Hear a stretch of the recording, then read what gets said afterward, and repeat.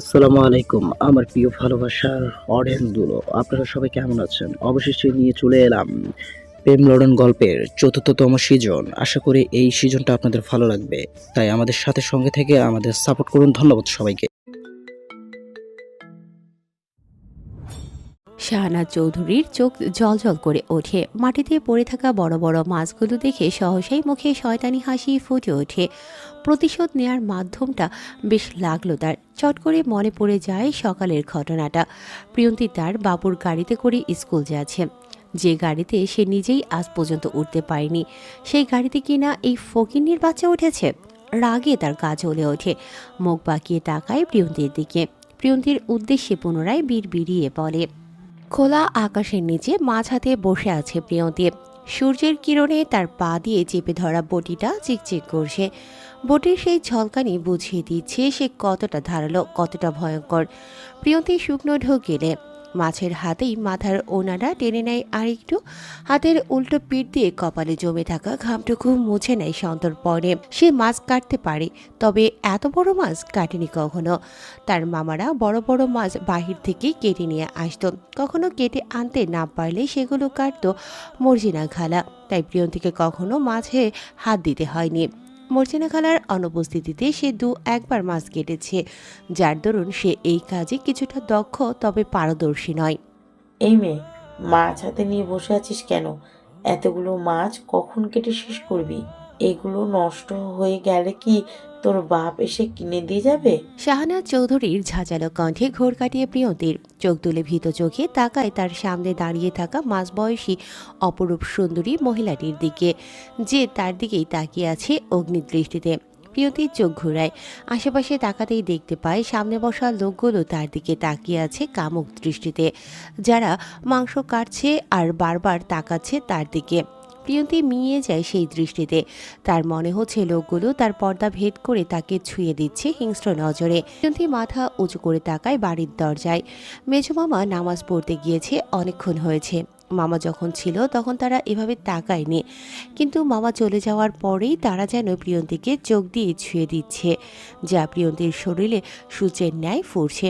প্রিয়ন্তী পুনরায় ভালোভাবে ওনাটা গায়ে জড়িয়ে শাহনাজ চৌধুরীর উদ্দেশ্যে আমতা আমতা করে বলে, মামি, আমি তো মাছ কাটতে পারি না। এত বড় মাছ কাটিনি কখনো। রহিম চাচাকে ডেকে নিয়ে আসি, উনি কেটে দিবে। প্রিয়ন্তীর কথায় শাহানাজ চৌধুরী তেলে বেগুনে জ্বলে ওঠে। এক পা এগিয়ে এসে প্রিয়ন্তীর উদ্দেশ্যে তাচ্ছিল্যে সুরে বলে, বাকি সব তো ঠিক করতে পারিস, তাহলে এটা পারিস না কেন? বাড়ির ছেলেদের গায়ে কিভাবে ঢলে পড়তে হয় সেটা তো শিখিয়ে দেওয়া লাগে না। কিভাবে মামাদের কান ভরতে হয় সেটাও তো খুব ভালোই পারিস। শুধু কাজের বেলায় আসলে যত বাহানা। শাহানা চৌধুরীর কথায় শরীর ঋণ ঋণ করে ওঠে প্রিয়ন্তীর। লজ্জা যেন কান দিয়ে ধোয়া বের হচ্ছে তার। এই বাড়ির দুই ছেলেকে ভাইয়ের নজরে দেখে সে। কখনো তাদের গায়ে ঢলে পড়ার চিন্তা মাথাতেও আসেনি তার। চরিত্র নিয়ে কথা শুনতে অভ্যস্ত নয় সে। অশ্রুভেজা চোখেই হাতে তুলে নেয় মাটিতে পড়ে থাকা বিশাল আকৃতির মাছটি। ছোট ছোট হাত মাছের সেই ভর সইতে না পারায় মাছটি হাত ফসকে পড়ে যায় মাটিতে। শাহানা চৌধুরী মুখ বাঁকান, কাট কাট কণ্ঠে বলেন, মাছ ধরতে পারিস না, কিন্তু ছেলে ধরতে তো ঠিকই পারিস। 10 মিনিট সময় দিচ্ছি, এগুলো তাড়াতাড়ি কেটে শেষ কর। এক্ষুনি তোর মামা চলে আসবে। প্রিয়ন্তী ছলছল নয়নে তাকায় শাহনাজ চৌধুরীর দিকে। এতগুলো মাছ 10 মিনিটে কেন, 1 ঘন্টাতেও কেউ কেটে শেষ করতে পারবে না। প্রিয়ন্তী পুনরায় হাতে মাছ তুলে নেয়। দুহাতে শক্ত করে চেপে ধরে মাছের মাথা ও লেজ। মাথা বরাবর কাটতে গেলে পুনরায় মাছটি তার হাত ফসকে নিচে পড়ে যায়, যার দরুন মাছের পরিবর্তে প্রিয়ন্তীর হাতের মাছ বরাবর লম্বালম্বিভাবে কেটে যায়। কাটা স্থান থেকে গড় গড় করে রক্ত গড়িয়ে পড়তে থাকে মাটিতে। প্রিয়ন্তীর চোখে অশ্রু ভর করে। মাছের রক্ত আর প্রিয়ন্তীর রক্ত মিশে একাকার হয়ে গিয়েছে। প্রিয়ন্তী কাটা স্থানে ওনা চেপে ধরে জ্বালা কমার জন্য। সেই স্থানে ফু দিতে থাকে অনবরত। শাহনাজ চৌধুরী তৃপ্ত হাসে। সহসাই তার মুখে ফুটে ওঠে ক্রূর হাসি। সেই হাসি বজায় রেখে প্রিয়ন্তীর উদ্দেশ্যে তাচ্ছিল্যে সুরে বলে, তোর রক্ত আর এই মাছের রক্ত একই, মূল্যহীন আবর্জনা মাত্র। কথাটা শেষ করে শাহানাজ চৌধুরী গটগট পায়ে হেঁটে চলে যায় বাড়ির ভেতরে। প্রিয়ন্তী সেই চলে যাওয়ার দিকে ঝলঝল চোখে তাকিয়ে থাকে নিষ্পলক। তখনই বাগানে ছুটে আসে পারুল। প্রিয়ন্তীকে মাছ হাতে বসে থাকতে দেখে নাক মুখ কুঁচকায়। লোকগুলোর দিকে এক পলক তাকিয়ে প্রিয়ন্তীর উদ্দেশ্যে বলে, প্রিয়া বুবু, তুমি এই হানে বইয়া রইছো কেন? মাছ গোস্ত কাটার লাগিয়া তো হ্যাঁ ঘরে আনছেই। তুমি ওডো, ঘরে যাও, আমি আসি এইখানে। তোমার মামা পাঠাইছে আমারে, হ্যাঁ নাকি আইতে দেরি হইব, তাই কইছে আমারে এইখানে খাড়িয়া থাকতে। প্রিয়ন্তী ওড়না পেঁচানো হাতে উঠে দাঁড়ায়, ধীর পায়ে এগিয়ে গিয়ে দাঁড়ায় পারুলের সামনে। মুখে মৃদু হাসি নিয়ে বলে, বড় মা খিচুড়ি খেতে চেয়েছে, খিচুড়ির সাথে মাংস কষা আর চিংড়ি ভুনা করেছি। তুই কি পেঁয়াজ মরিচের ভর্তাটা করে দিতে পারবি? পারুল বিস্মিত হয়। এমন একটা কথা শুনবে সে যেন বিশ্বাসই করতে পারছে না। বিস্ময় হাতে চিমটি কাটে, চোখজোড়া বড় বড় করে জিজ্ঞেস করে, প্রিয় বুবু, তুমি কি কইতাছো এইটা? তুমি জানো না তোমার মামারা তোমার হাত ছাড়া কারো হাতের ভর্তা খায় না? তুমিও তো কাউরে ভর্তা করতে দাও না, তাইলে আজকে কি হইল তুমি আমারে কইতাছো ভর্তা করতে? পারুলের প্রশ্নে প্রিয়ন্তী সন্তর্পণে কাটা হাতটা লুকিয়ে ফেলে।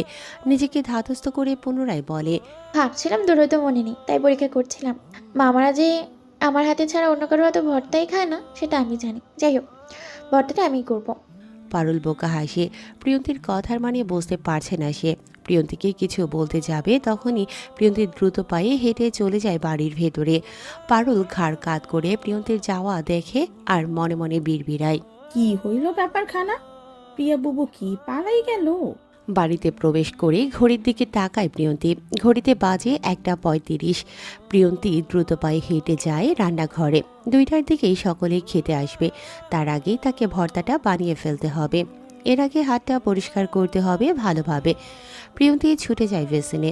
কাটা স্থানে পানি লাগতেই চোখ মুখ খিচে ফেলে শক্ত করে। ট্যাপের নিচে হাত রাখায় কাটা জায়গাটা যেন আরও ফাঁকা হয়ে গিয়েছে, যার দরুন সেই স্থানে জ্বালা বাড়ছে। প্রিয়ন্তী দাঁতে দাঁত চেপে জ্বালাটা সহ্য করে সাবান দিয়ে হাত দুটোকে পরিষ্কার করে নেয় ভালোভাবে। সেই কাটা হাতে পেঁয়াজ মরিচের ভর্তা মাখায়। মরিচের ঝাল কাটা স্থানে লাগতেই মনে হচ্ছিল তার রুহুটা বের হয়ে যাচ্ছিল। তবুও থামিনি সে। হাতের জ্বালা ও চোখের জল নিয়েই মামার জন্য ভর্তাটা বানায় পরম যত্নে। ঘড়িতে 2টো বাজতেই একে একে নিচে নেমে আসে বাড়ির সকল সদস্য। 2 দিন পরেই মিহিয়াপুর বিয়ে, তাই সকলেই নানান কাজে ব্যস্ত, যার দরুন তার বড় মামা আর মেজো মামা আজ অফিস যায়নি। বিয়ের সকল বাজারের দায়িত্ব সে তাদের কাঁধেই। মামিদের কাঁধে পড়েছে বিয়ের কার্ড বিতরণের দায়িত্ব। তারা যাদের কার্ড দিতে পারছে না তাদেরকে ফোনে জানিয়ে দিচ্ছে। বাড়ির কনিষ্ঠ সদস্যরা পড়ে আছে সাজসজ্জা নিয়ে। কে কি পরবে না পরবে তা নিয়েই মাতিয়ে রেখেছে পুরো ডাইনিং রুম। তাদের কথার মাঝেই প্রিয়ন্তী এক এক করে সকল খাবার এনে টেবিলে রাখে। খাবার আনা শেষে একে একে সকলকে খাবার বেড়ে দেয় পরম যত্নে।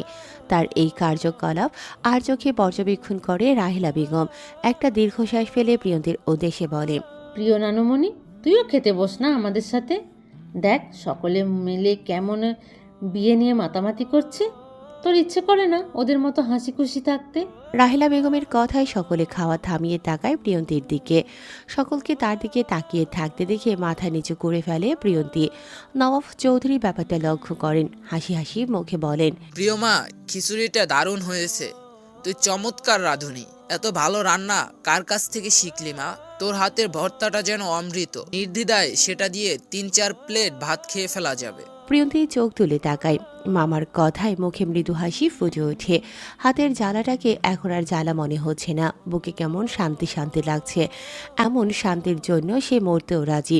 ভর্তা দিয়ে খিচুড়িটা মাখাতে মাখাতে নওয়াব চৌধুরী পুনরায় বলে ওঠে, রাঁধুনি মাটা যদি আমাদের সাথে খেতে বসে তাহলে কি খুব ক্ষতি হয়ে যাবে? প্রিয়ন্তী অস্বস্তিতে পড়ে।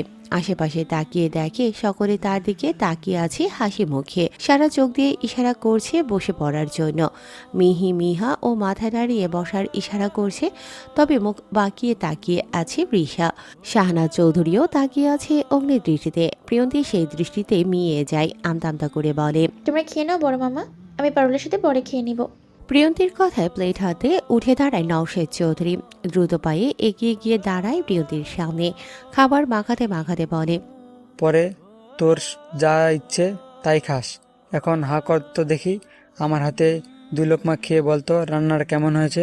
প্রিয়ন্তীর চোখে অশ্রু ভর করে, পলক ফেলতেই সেই অশ্রু চোখের কোলবে গড়িয়ে পড়ে। নওশেদ চৌধুরী হাসে, খাবারের লোকমা ধরা হাতের উল্টো পিঠ দিয়ে প্রিয়ন্তীর গালবে গড়িয়ে পড়া অশ্রুটুকু মুছিয়ে দেয় পরম যত্নে। খাবারটুকু খাইয়ে দিতে দিতে আদুরে কণ্ঠে বলে, তোর মাও খাবার সময় এমন অনেক কান্না করতো, বড্ড জ্বালাতো আমাদের। সে তো খাবে না বলে কত কান্না করতো, তুই কান্না করছিস কেন?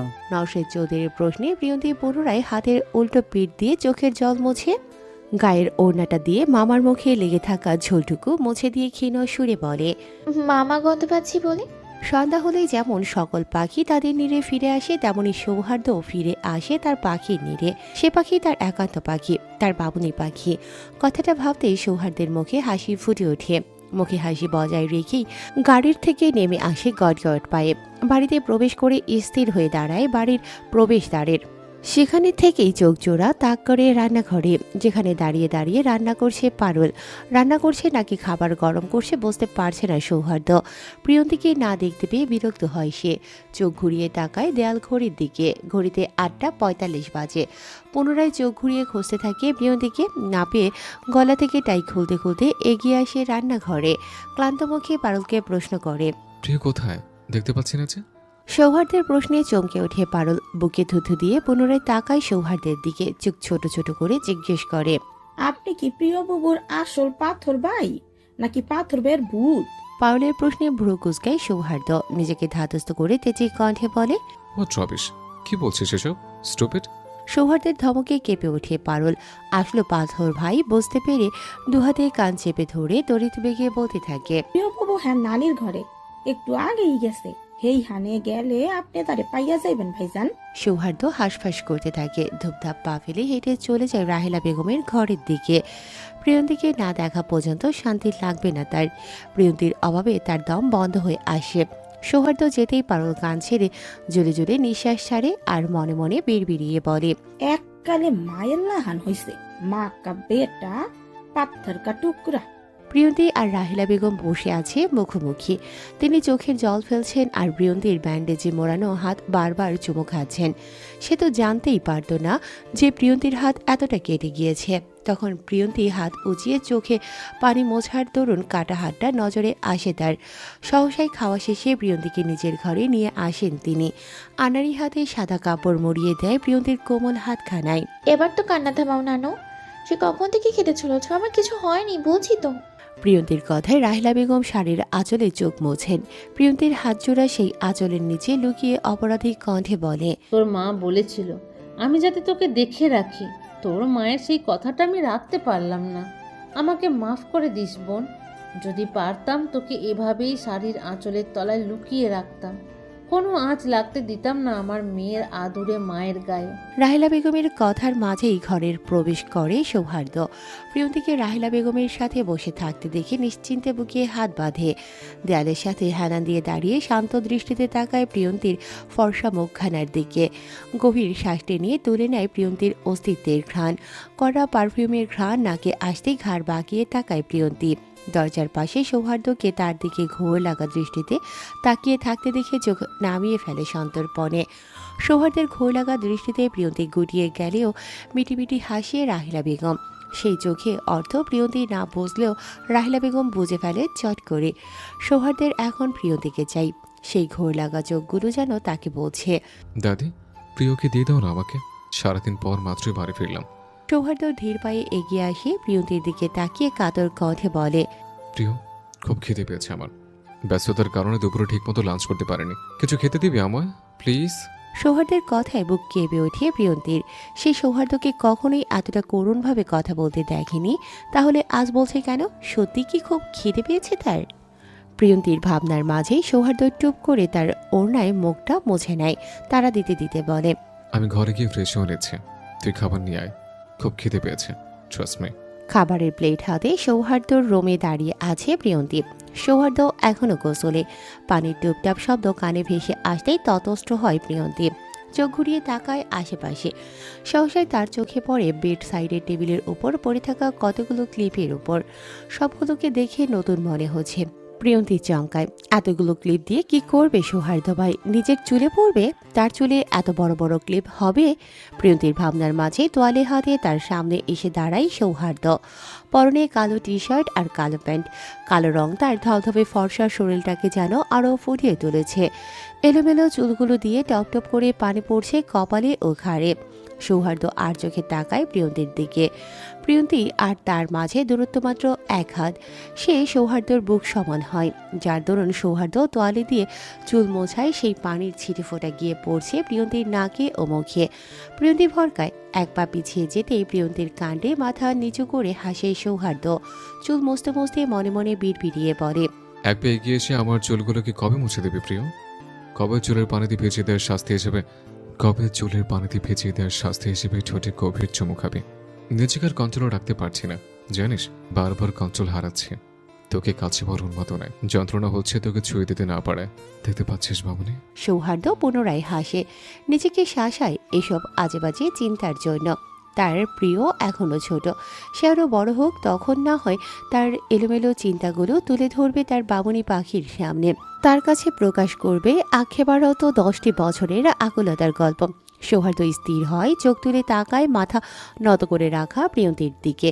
সহসায় তার চোখ গিয়ে পড়ে প্রিয়ন্তীর ব্যান্ডেজ মরানো হাতটার উপর। সৌহার্দ্যের মাথা ধপ করে ওঠে, আগুন জ্বলে ওঠে পুরো মস্তিষ্কে। চোয়াল শক্ত হয়ে আসে ক্রমশই। হাতে কি হয়েছে? ব্যান্ডেজ করেছিস কেন? সৌহার্দ্যের গুরু গম্ভীর কণ্ঠে হকচকিয়ে তাকায় প্রিয়ন্তী। সৌহার্দ্য তার দিকে তাকিয়ে আছে শান্ত দৃষ্টিতে, কিন্তু মুখ জুড়ে ছড়িয়ে আছে গুরু গম্ভীর ভাব।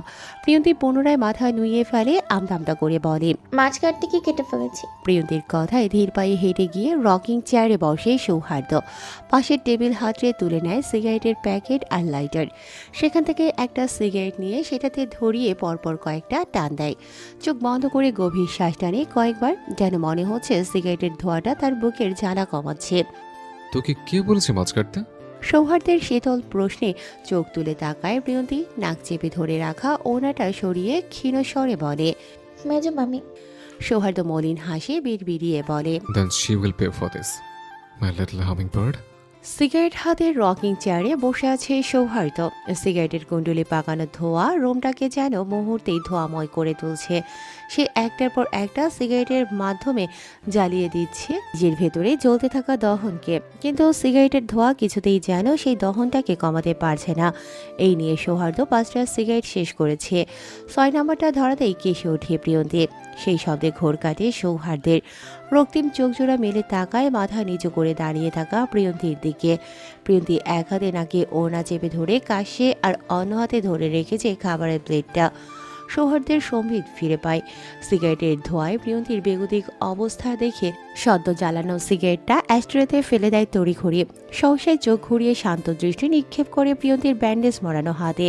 সেই হাতে দৃষ্টি রেখে ভারী কণ্ঠে বলে, প্রিয়, কাছে আয়। সৌহার্দ্যের রাশভারী কণ্ঠে চোখ তুলে তাকায় প্রিয়ন্তী।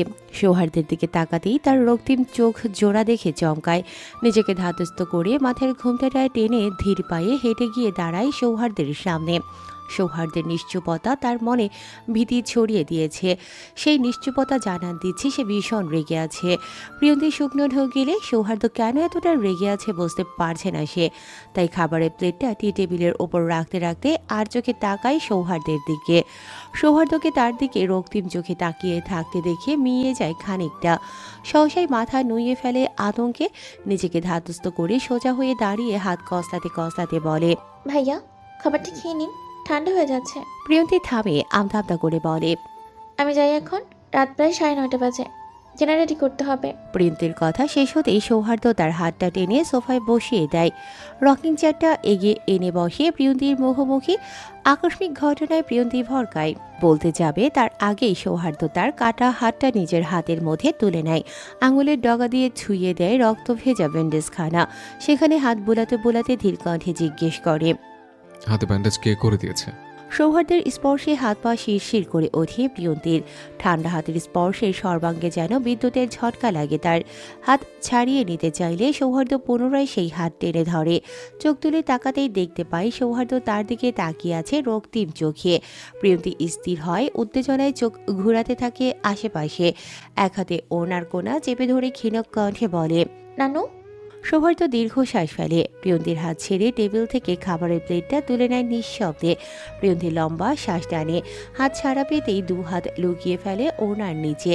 সৌহার্দ্যের দিকে তাকিয়ে পুনরায় আমতা আমতা করে বলে, ভাইয়া এখন যাই আমি? হা কর। সৌহার্দ্যের কথায় প্রিয়ন্তী চমকায়, বিস্ময়ে চোখ জোড়া বড় বড় হয়ে যায়। সৌহার্দ্যের কর্মকাণ্ড তার মাথার উপর দিয়ে যাচ্ছে, কি করতে চাচ্ছে বুঝতে পারছে না সে। কি হলো প্রিয়? হা করতে বলেছি না তোকে? সবার কথাই তো শুনিস, শুধু আমার কথা শুনতে যত অবাধ্যতা। সৌহার্দ্যের ধমকে কেঁপে ওঠে প্রিয়ন্তী, ভয়ে ভয়ে হা করতেই এক লোকমা ভাত মুখে পুড়ে দেয় সৌহার্দ্য। ভাত মাখাতে মাখাতে করুণ কণ্ঠে বলে, জানিস, আমার মতো অসহায় মানুষ পৃথিবীতে আর একটাও নেই। কি করব বলতো? কার সাথে লড়বো আমি? যে আমার অস্তিত্বকে পৃথিবীতে এনেছে তার সাথে কিভাবে লড়বো? তার কাছে যে আমি বড্ড ঋণী। সৌহার্দ্য থামে, গভীর একটা শ্বাস টেনে পুনরায় বলে, কার জন্য লড়বো আমি? যে নিজেই তার সাথে হওয়া অন্যের প্রতিবাদ করে না, তার জন্য কি অধিকার লড়বো? কোন অধিকার আছে আমার? সবচেয়ে কঠিন বিষয়কে জানিস? অন্যায়কারী আর অন্যায় সহ্যকারী দুজনেই আমার খুব আপন। সৌহার্দ্য পুনরায় থামে, ভাত মাখানো হাতটা স্থির করে চোখ তুলে তাকায় প্রিয়ন্তীর দিকে। সৌহার্দ্যের চোখ জোড়া ঘোলা হয়ে আসে, অশ্রু জমে আছে চোখের কোল জুড়ে। প্রিয়ন্তীর থমকায় সেই নজরে, মাথা নুইয়ে মিনমিনিয়ে জিজ্ঞেস করে, আপনি কি কান্না করছেন সৌহার্দ্য ভাই?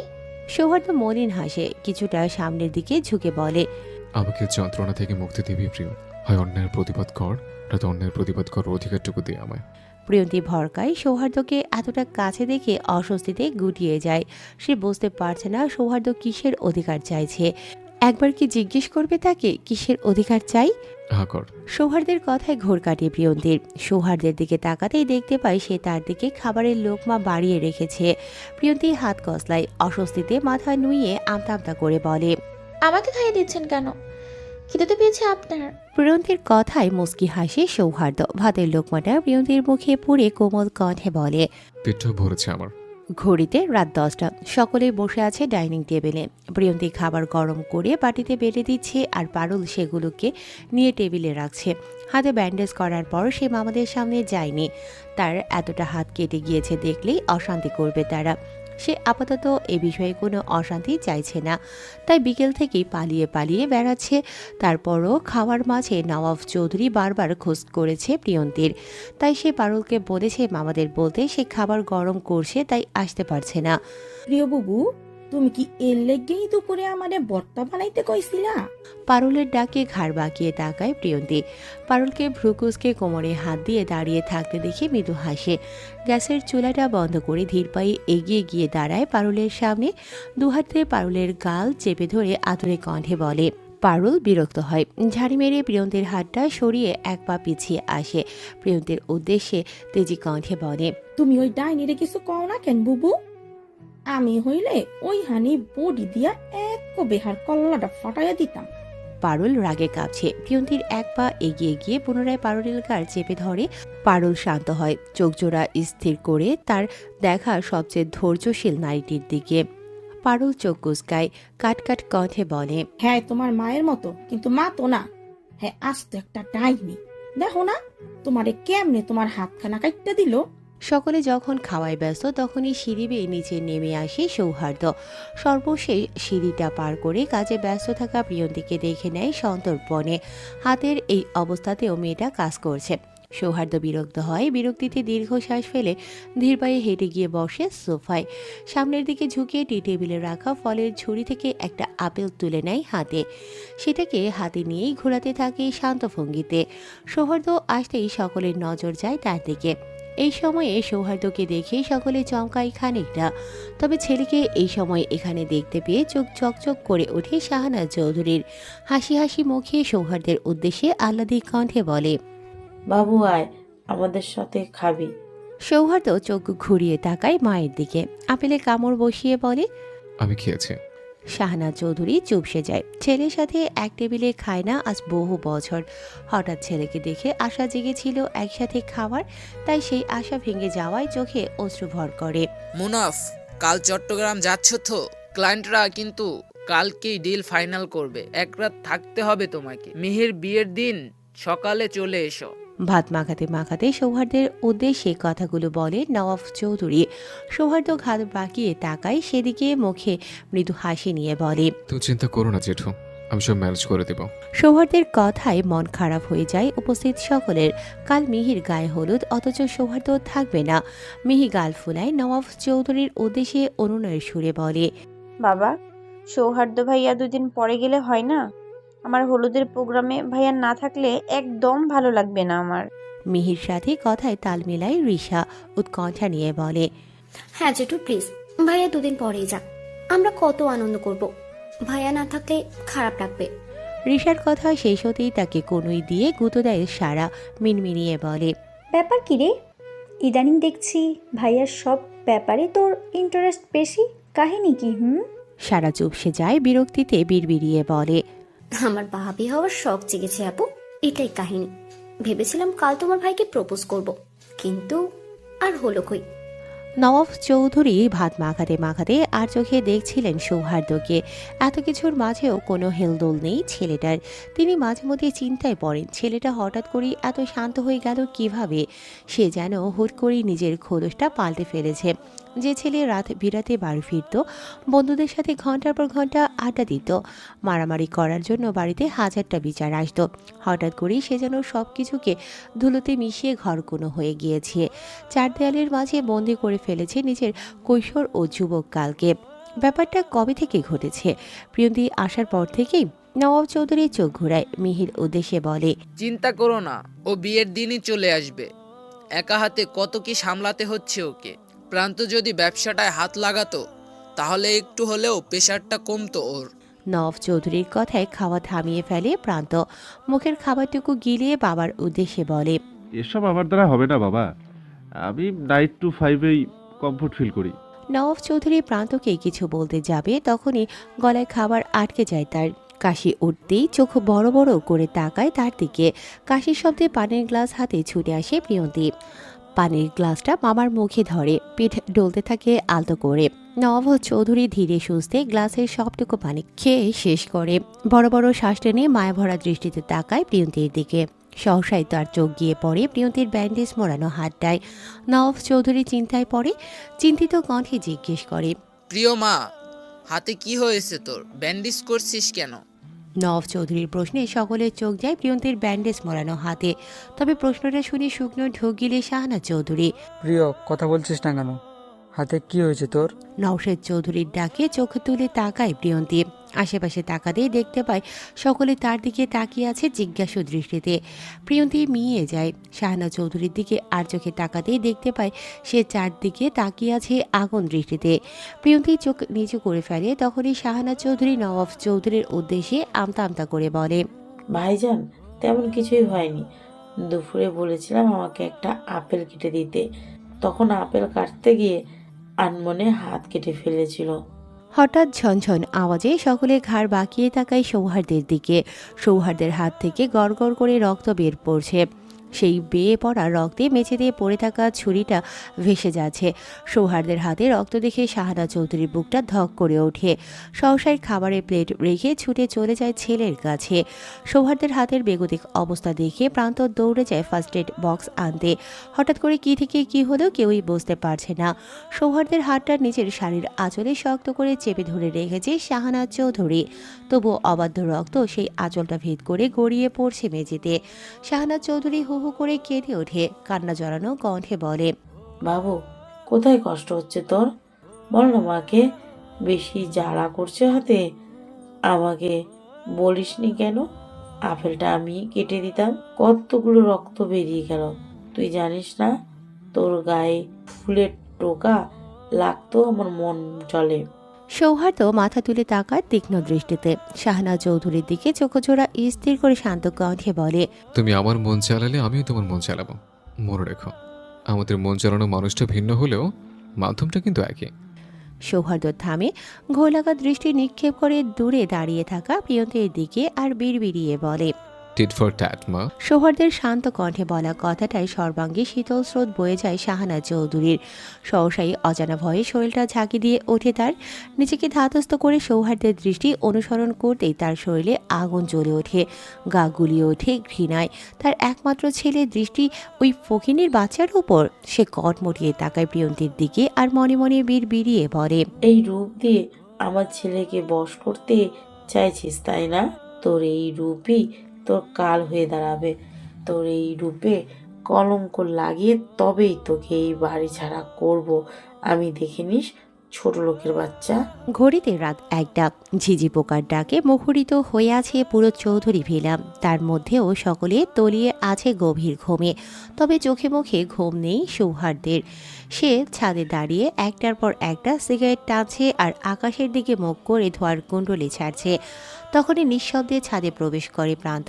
সৌহার্দের কাঁধে হাত রাখতেই ঘাড় বাঁকিয়ে তাকায় সৌহার্দ। প্রান্তকে দেখে হাতে ধরা সিগারেটটা তড়িঘড়ি করে পিষে ফেলে পায়ের নিচে। প্রান্ত দীর্ঘশ্বাস ফেলে। সৌহার্দের উদ্দেশ্যে করুণ কণ্ঠে বলে, মুনাফ, নিজেকে আর কত পুরাবি? 7-7টা বছর ধরে তো নিজেকে পুড়িয়েই যাচ্ছিস। সৌহার্দ মলিন হাসে। উল্টো ঘুরে বাগানের দিকে দৃষ্টি তাক করে ক্লান্ত কণ্ঠে বলে, নিজেকে পড়িও জ্বালা কমছে না ভাই। প্রান্ত এগিয়ে আসে। সৌহার্দের গা ঘেঁষে দাঁড়িয়ে নরম কণ্ঠে বলে, প্রিয়র পোড়া দাগ তো 2 দিন পরেই চলে গিয়েছিল, তাহলে তুই এখনো নিজেকে পুড়াচ্ছিস কেন? কথাটা বলেই প্রান্ত হারিয়ে যায় অতীতে। তার এখনও সেই দিনের ঘটনা চোখে ভাসে, যেদিন সে প্রথমবার প্রিয়ন্তীর জন্য তার ভাইয়ের পাগলামি দেখে, তাকে কাতরাতে দেখে প্রিয়ন্তীর ব্যথায়। সেইবার শীতের ছুটিতে প্রান্ত বাড়িতে এসেছিল বেড়াতে। তখন সবাই মিলে প্ল্যান করে রাতে পিকনিক করবে। সে অনুযায়ী সব জিনিসপত্র নিয়ে সন্ধ্যার দিকেই সকলে চলে যায় বাগানে। সকালে যখন হাসি মজায় ব্যস্ত, তখনই বাগানে ছোটাছুটি করতে গিয়ে আগুনে পড়ে যায় প্রিয়ন্তী। তার বয়সটাই ছিল এমন, মাত্র 9 বছর। আগুনে ছ্যাঁকা লাগায় প্রিয়ন্তী পা ধরে মাটিতে বসে পড়ে। জ্বালার দরুন পোড়া স্থানে ফু দিতে থাকে অনবরত। প্রিয়ন্তীর এই অবস্থা দেখে দৌড়ে আসে নূর চৌধুরী। প্রিয়ন্তীকে কোলে নিয়ে ছুটে যায় বাড়ির ভেতরে। দীর্ঘ 1 ঘন্টা পানি ঢালার পর প্রিয়ন্তীর জ্বালা কমে। দীর্ঘ সময় কান্না করার কারণে চোখ মুখ ফুলে লাল হয়ে গিয়েছিল তার। তখনই বাড়িতে প্রবেশ করে সৌহার্দ। বন্ধুদের সাথে আড্ডা দিয়ে সবে মাত্রই বাড়ি ফিরেছে সে। বাড়িতে ঢুকতেই ড্রয়িং রুমে বসে থাকা কান্না জড়ানো প্রিয়ন্তীর মুখটা দেখে থমকে যায় সৌহার্দ। ধীর পায়ে এগিয়ে গিয়ে দেখতে থাকে প্রিয়ন্তীর ঝলসে যাওয়া পা দুটো। সৌহার্দ অনুভূতি শূন্য হয়ে পড়ে। প্রিয়ন্তীর ঝলসানো পা দুটো দেখে বুক জ্বলে ওঠে তার। সহসাই গটগট পায়ে হেঁটে চলে যায় ছাদে। পকেট হাতড়ে বের করে 1 প্যাকেট কম দামি সিগারেট, যেটা সে একটু আগেই কিনেছিল বন্ধুদের সাথে বাজি ধরে। তারা বলেছিল সে যদি একটা সিগারেট শেষ করতে পারে তাহলে সে প্রিয়ন্তীকে অসম্ভব ভালোবাসে। সৌহার্দ ভালোবাসার পরীক্ষা দিতে গিয়ে প্রথমবারের মতো হাতে সিগারেট তুলে নেয়। সেটাকে জ্বালিয়ে টান দিতেই প্রথম টানে কাশি উঠে যায় তার। অভ্যাস না থাকায় সিগারেটটা শেষ করতে পারে না সে, যার দরুন ভালোবাসার বাজিতে হেরে যায় খুব সহজেই। সৌহার্দের ঘোর কাটে। সহসাই তার চোখ জোড়া স্থির হয় হাতে ধরে রাখা সিগারেটের প্যাকেটে। কাপা কাপা হাতে প্যাকেট থেকে একটা সিগারেট বের করে সেটাকে জ্বালিয়ে পুরো পুড়তেই পুনরায় কাশি উঠে যায় তার। সে কাশতে কাশতে দম বন্ধকর অনুভূতি নিয়ে পুরো 1 প্যাকেট সিগারেট শেষ করে। তারপরও বুকের জ্বালা না কমায় জ্বলতে থাকা সিগারেটটা হাতের মুঠোয় চেপে ধরে। প্রান্ত ছাদের দরজার আড়াল থেকে সবটাই দেখছিল। একজন পাগল প্রেমিকের পাগলামিতে সে মুগ্ধ হয়। মুখে হাসি নিয়ে বিড়বিড়িয়ে বলে, উন্মাদ প্রেমিক। প্রিয়কে অন্তস্থ করতে গিয়ে সিগারেটে অভ্যস্ত হয়ে গিয়েছে। এখন দুটোকে ছাড়াই দম বন্ধ লাগে। জানো, এটি খুব ক্ষমতাশীল। কি সুন্দর আমাকে জ্বালিয়ে দিচ্ছে। সৌহার্দের কথায় ঘোর কাটিয়ে প্রান্তের ল্যাম্পপোস্টের মৃদু আলোয় দৃষ্টিতে নিক্ষেপ করে সৌহার্দের ব্যান্ডেজ জড়ানো হাতে। সেখানেই চোখজোড়া স্থির করে ক্ষীণ কণ্ঠে বলে, আজও কি হাতটা প্রিয়র জন্যই কেটেছিস? প্রান্তের প্রশ্নে নড়ে চড়ে দাঁড়ায় সৌহার্দ। পকেট হাতড়ে প্রিয়ন্তীর চুলের ক্লিপটা বের করে নাকের সামনে ধরে। লম্বা একটা শ্বাস টানিয়ে ভেতরে পুড়ে নেয় প্রিয়ন্তীর চুলের ঘ্রাণ। প্রান্ত মুগ্ধ হয়ে দেখে সৌহার্দের কার্যকলাপ। আমি কোনোদিন প্রিয়কে ছাড়া একটা রাতে বাইরে কাটাইনি প্রান্ত ভাই। কথা ভেবেই কখনো বন্ধুদের সাথে ট্যুরে পর্যন্ত যায়নি। উনি ঢাকার বাইরে কাজ থাকলেও যত রাতই হোক বাড়ি ফিরে আসতাম। কেন জানো? আমার বাবুনি পাখিটার টানে, তাকে হারিয়ে ফেলার ভয় আর ওর অক্সিজেনের সংকটে। সৌহার্দ থামে। প্রান্তের দিকে ফিরে অসহায় কণ্ঠে বলে, কাল চট্টগ্রামে গিয়ে কিভাবে থাকবো আমি? ভাবতেই দম বন্ধ আসছে। ওর বাবুনের যদি কিছু হয়ে যায়, ওকে কে আগলে রাখবে আমার অবর্তমানে? প্রান্ত মৃদু হাসে। সৌহার্দের হাত দুটো নিজের হাতের মধ্যে পড়ে আশ্বস্ত করে বলে, আমি আগলে রাখবো প্রিয়কে। তোর অবর্তমানে আমিও ঢাল হব, ওর ভাই তোর বন্ধু প্রান্ত মিহাব চৌধুরী হয়ে। ভোরের আলো ফুটতেই ঘুম ভেঙে যায় প্রিয়ন্তীর। চোখ পিটপিট করে মুখের ওপর থেকে কম্বলটা সরাতেই চোখ চলে যায় খোলা জানালার দিকে। প্রিয়ন্তী চমকায় বিড়বিড়িয়ে বলতে থাকে, রাতে কি জানালা খুলেই ঘুমিয়েছিল সে? এত ভুলো মন কবে থেকে হলো তার? এই জন্য কি রাতে শীত শীত লাগছিল? ভাবনার মাঝেই অচেতন মনে উঠে বসে সে। চোখজোড়া স্থির করে জানালার পর্দাগুলোর উপর সেগুলো বাতাসে এলোমেলো উড়ছে। প্রিয়তি সেগুলোর উপর দৃষ্টি রেখেই অগোছালো চুলগুলোকে হাত খোপা করে, সুতি ওড়নাটাকে গায়ে জড়িয়ে চুলগুলো ঢেকে নেয় ভালোভাবে। ঘুম ঝরানো চোখে গায়ের উপর থেকে কম্বলটা সরাতেই জানালা দিয়ে প্রবেশ করা শীতল বাতাসে তিরতির করে কেঁপে ওঠে সর্বাঙ্গ। প্রিয়তি স্থির হয়, হাত উঁচিয়ে শীতের চাদরটা নিয়ে ওড়নার উপর পিছিয়ে নেয় আলসে ভঙ্গিতে। ঘুম ঘুম ভাব কাটিয়ে ঘড়ির দিকে তাকাতেই চোখ বড় বড় হয়ে যায় তার। ঘড়িতে 5:30 বাজে। প্রিয়তি তড়িঘড়ি করে বিছানা থেকে নামে। এতটা দেরি করে ঘুম থেকে ওঠার জন্য নিজেকে শাসায় কতক্ষণ। কিছুদিন যাবৎ তার ঘুম থেকে উঠতে বড্ড দেরি হচ্ছে, হয়তো সারাদিনের ক্লান্তির কারণে। তবে আজ বাড়িতে অনেক কাজ। সকাল হলেই বিয়ে বাড়ির মেহমান আসা শুরু করবে। সকালের নাস্তাটা তাড়াতাড়ি বানিয়ে ফেলতে পারলে অন্যান্য কাজও ধীরে সুস্থে করা যাবে। ভাবনা মোতাবেক প্রিয়তি চলে যায় ওয়াশরুমে। উদ্দেশ্য নামাজ আদায় করে তবেই কাজ শুরু করবে। ভোরের আলো ফুটলেও চৌধুরী ভিলা তখনও অন্ধকারে নিমজ্জিত। প্রিয়তি নামাজ শেষ করে ধীর পায়ে নিচে নেমে আসে সিঁড়ি বেয়ে। চারদিকে ঘুটঘুটে অন্ধকার। তার নুপুরের ঝুমঝুম শব্দ ছাড়া পুরো বাড়িতে ছড়িয়ে আছে নিস্তব্ধতা। প্রিয়তি সেই নিস্তব্ধতায় ভয় পায়। মনে সাহস জুগিয়ে এক পা দুপা করিয়ে এগিয়ে গিয়ে হাতড়িয়ে লাইটের সুইচ খুঁজে বের করে। সুইচ অন করতে পুরো ড্রয়িং রুম জুড়ে আলো ছড়িয়ে পড়ে। চারদিকে আলো দেখে স্বস্তির নিঃশ্বাস ফেলে প্রিয়তি। বড় একটা শ্বাস টেনে সামনের দিকে তাকাতেই বুকটা ধক করে ওঠে তার। সহসাই মুখ ঢেকে নেয় দু হাতের তালু দিয়ে। নিজেকে ধাতস্থ করে চোখ পিটপিট করে তাকাতেই দেখতে পাই সৌহার্দ্য বসে আছে সোফায়, যার তীক্ষ্ণ দৃষ্টি প্রিয়ন্তর উপর তাক করা। প্রিয়তি ভরকায় সেই দৃষ্টিতে। সৌহার্দ্যকে পর্যবেক্ষণ করতেই দেখতে পায় তার চুল এলোমেলো, চোখগুলো টকটকে লাল। প্রিয়ন্তী চোখ ঘুরায়, চোখ ঘুরাতেই দেখতে পায় সামনের অ্যাস্ট্রেতে পড়ে আছে সিগারেটের অসংখ্য পোড়া অংশ। প্রিয়ন্তী দীর্ঘশ্বাস ফেলে। ভয়ে ভয়ে এক পা এগিয়ে যায় সৌহার্দ্যের দিকে। তার মুখটাকে পুনরায় পর্যবেক্ষণ করে মাথা নিচু করে মিনমিনিয়ে জিজ্ঞেস করে, সারা রাত ঘুমাননি আপনি? সৌহার্দ্যের চোখ তখনও প্রিয়ন্তীর ওপর তাক করা। সে ঘোর লাগা দৃষ্টিতে তাকিয়ে আছে সদ্য ওজু করে আসা পবিত্র ফুলটার দিকে। সৌহার্দ্য মুচকি হাসি গম্ভীর কণ্ঠে বলে, আচ্ছা। সৌহার্দ্যের গম্ভীর কণ্ঠে স্বরে চোখ তুলে তাকায় প্রিয়ন্তী। আমতামতা করে ভীত কণ্ঠে জিজ্ঞেস করে, কেন? প্রিয়ন্তীর প্রশ্নে মাথা নিচু করে হাসে সৌহার্দ্য। মুখে গাম্ভীর্যতা বজায় রেখে পুনরায় বলে, তোকে খেয়ে ফেলতে ইচ্ছে করছে তাই। সৌহার্দ্যের কথায় চমকে ওঠে প্রিয়ন্তী। ভারী কণ্ঠস্বরে বলা কথাটায় পুরো শরীর শিরশির করে ওঠে তার। সহসাই মুখে ভীতি ছড়িয়ে পড়ে। অস্বস্তিতে হাত কস্তাতে থাকে সৌহার্দ্য পুনরায় বলে ওঠে, কাছে আয়, কথা আছে। সৌহার্দ্য থামে। প্রিয়ন্তীর ভীত মুখটার দিকে তাকিয়ে লম্বা একটা শ্বাস টেনে ক্ষীণ কণ্ঠে বলে, ভয় পাস না, একটু বাজেভাবে ছুঁয়ে দিব না তোকে, প্রমিস। প্রিয়ন্তী চোখ তুলে তাকায়। মাথার ঘোমটাটা টেনে ধীর পায়ে এগিয়ে গিয়ে দাঁড়ায় সৌহার্দ্যের সামনে। প্রিয়ন্তীর কাছে আসতেই তার হাত টেনে নিজের পাশে বসিয়ে দেয় সৌহার্দ্য। আচমকা হাতের টানে প্রিয়ন্তী ভরকায়।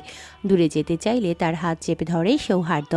প্রিয়ন্তী চোখ ঘুরিয়ে তাকায় সেদিকে। তার ছোট্ট হাতখানা চাপা পড়ে আছে সৌহার্দ্যের বিশাল আকৃতির হাতের নিচে। প্রিয়ন্তী মিয়ে যায়। হাত গুটিয়ে নিতে চাইলে পুনরায় হাতের উপর চাপ পড়ে সৌহার্দ্যের। যদি বলি সারা রাত ঘুমোয়নি, তবে কি ঘুম পাড়িয়ে দিতিস? সৌহার্দ্যের প্রশ্নে চোখ তুলে তাকায় প্রিয়ন্তী। সৌহার্দ্যকে তার দিকে আবেশী দৃষ্টিতে তাকিয়ে থাকতে দেখে সহসাই মাথা নুইয়ে ফেলে ভয়ে। আমতামতা করে বলে, আমি কেন ঘুম পাড়িয়ে দিব? প্রিয়ন্তীর বোকা বোকা প্রশ্নে মাথা নিচু করে হাসে সৌহার্দ্য। মনে মনে বিড়বিড়িয়ে বলে, যে ঘুম কেড়ে নিয়েছে সে তো ঘুম পাড়িয়ে দেবে, তাই না? আমি না ঘুমিয়ে ঘুমিয়ে ক্লান্ত, তোকে নিজের কাছে বন্দি করে শান্তির ঘুম দিতে চাই। চট করে বড় হয়ে জানো বাবুনি। মনের কথা মনে রেখেই নিজেকে ধাতস্থ করে মাথা তুলে তাকায় সৌহার্দ্য। নির্ঘুম রাত কাটানো রক্তিম চোখজোড়া স্থির করে প্রিয়ন্তীর ভয়ার্ত মুখটার ওপর। প্রিয়ন্তী তখনও মাথা নুইয়ে রেখেছে। সৌহার্দ্য দৃষ্টি ঘোরায়, আবেশী দৃষ্টি তাক করে দুজনের হাতের ওপর। সৌহার্দ্যের হাত মৃদু কাঁপছে। মূলত প্রিয়ন্তীর হাতের কাঁপুনি তার হাত কাঁপিয়ে তুলছে। সৌহার্দ্য মৃদু হাসে, সেখানে দৃষ্টি তাক করে প্রিয়ন্তীর উদ্দেশ্যে বলে, তোমারে ফুটাইতে গো আমার চোখের নিচে কালি, তোমারে ফুটাইতে গো আমার চোখের নিচে কালি, তুমি যেই বাগানের ফুল আমি সেই বাগানের মালি, তুমি যেই বাগানের ফুল আমি সেই বাগানের মালি। প্রিয়ন্তী হক চুকিয়ে তাকায়। গানের প্রতিটা লাইনের অর্থ খুঁজতে থাকে সৌহার্দের ক্লান্ত মুখে। সৌহার্দের ক্লান্ত মুখটা যেন তাকে হিসিয়ে বলছে, প্রিয়, আমার চোখের ঘুম হবে, 30 মিনিটস পরেই বের হব, 1 কাপ কফি করে দিবি। সৌহার্দের প্রশ্নে ঘোর কাটে প্রিয়ন্তীর। কফি বানানোর উদ্দেশ্যে উঠে দাঁড়াতেই হাতের টান লাগে। সেই টানে পুনরায় গিয়ে বসে পড়ে আগের জায়গায়। সৌহার্দ্য এগিয়ে এসে দুহাতে প্রিয়ন্তীর গাল দুটো চেপে ধরে। সৌহার্দের এহেন কাণ্ডে প্রিয়ন্তী ভরকায়। ঠান্ডা হাতের স্পর্শে গাল দুটো শিরশির করে ওঠে। লজ্জায় মাথায় নুইয়ে ফেলতে গেলে সৌহার্দ্য জোর করে মুখটা উপরে তুলে ধরে, নেশাতুর নয়নে তাকিয়ে বলে, যেভাবে রেখে যাচ্ছে এসে যেন সেভাবেই দেখতে পাই। মনে রাখিস, কারো দিকে চোখ তুলে তাকালে খুন করে ফেলবে তোকে। সৌহার্দ্যের শান্ত ধমকে কেঁপে ওঠে প্রিয়তি। সহসায় তার মনে অজানা ভয় বাসা বাঁধে। অশান্ত চোখ জোড়াকে স্থির করে ভ্রু কুঁচকে দেখতে থাকে সৌহার্দ্যের মুখের অভিব্যক্তি। সৌহার্দ্য ভাই কি তাকে হুমকি দিল? সে যদি কারো দিকে তাকায় তাহলে কি সত্যি সত্যি তাকে খুন করে ফেলবে? প্রিয়ন্তীর ভাবুক মুখখানা দেখে মাথা নিচু করে হাসে সৌহার্দ্য। প্রিয়ন্তীর মুখখানা তখনও তার 2 হাতের মাঝে বন্দী।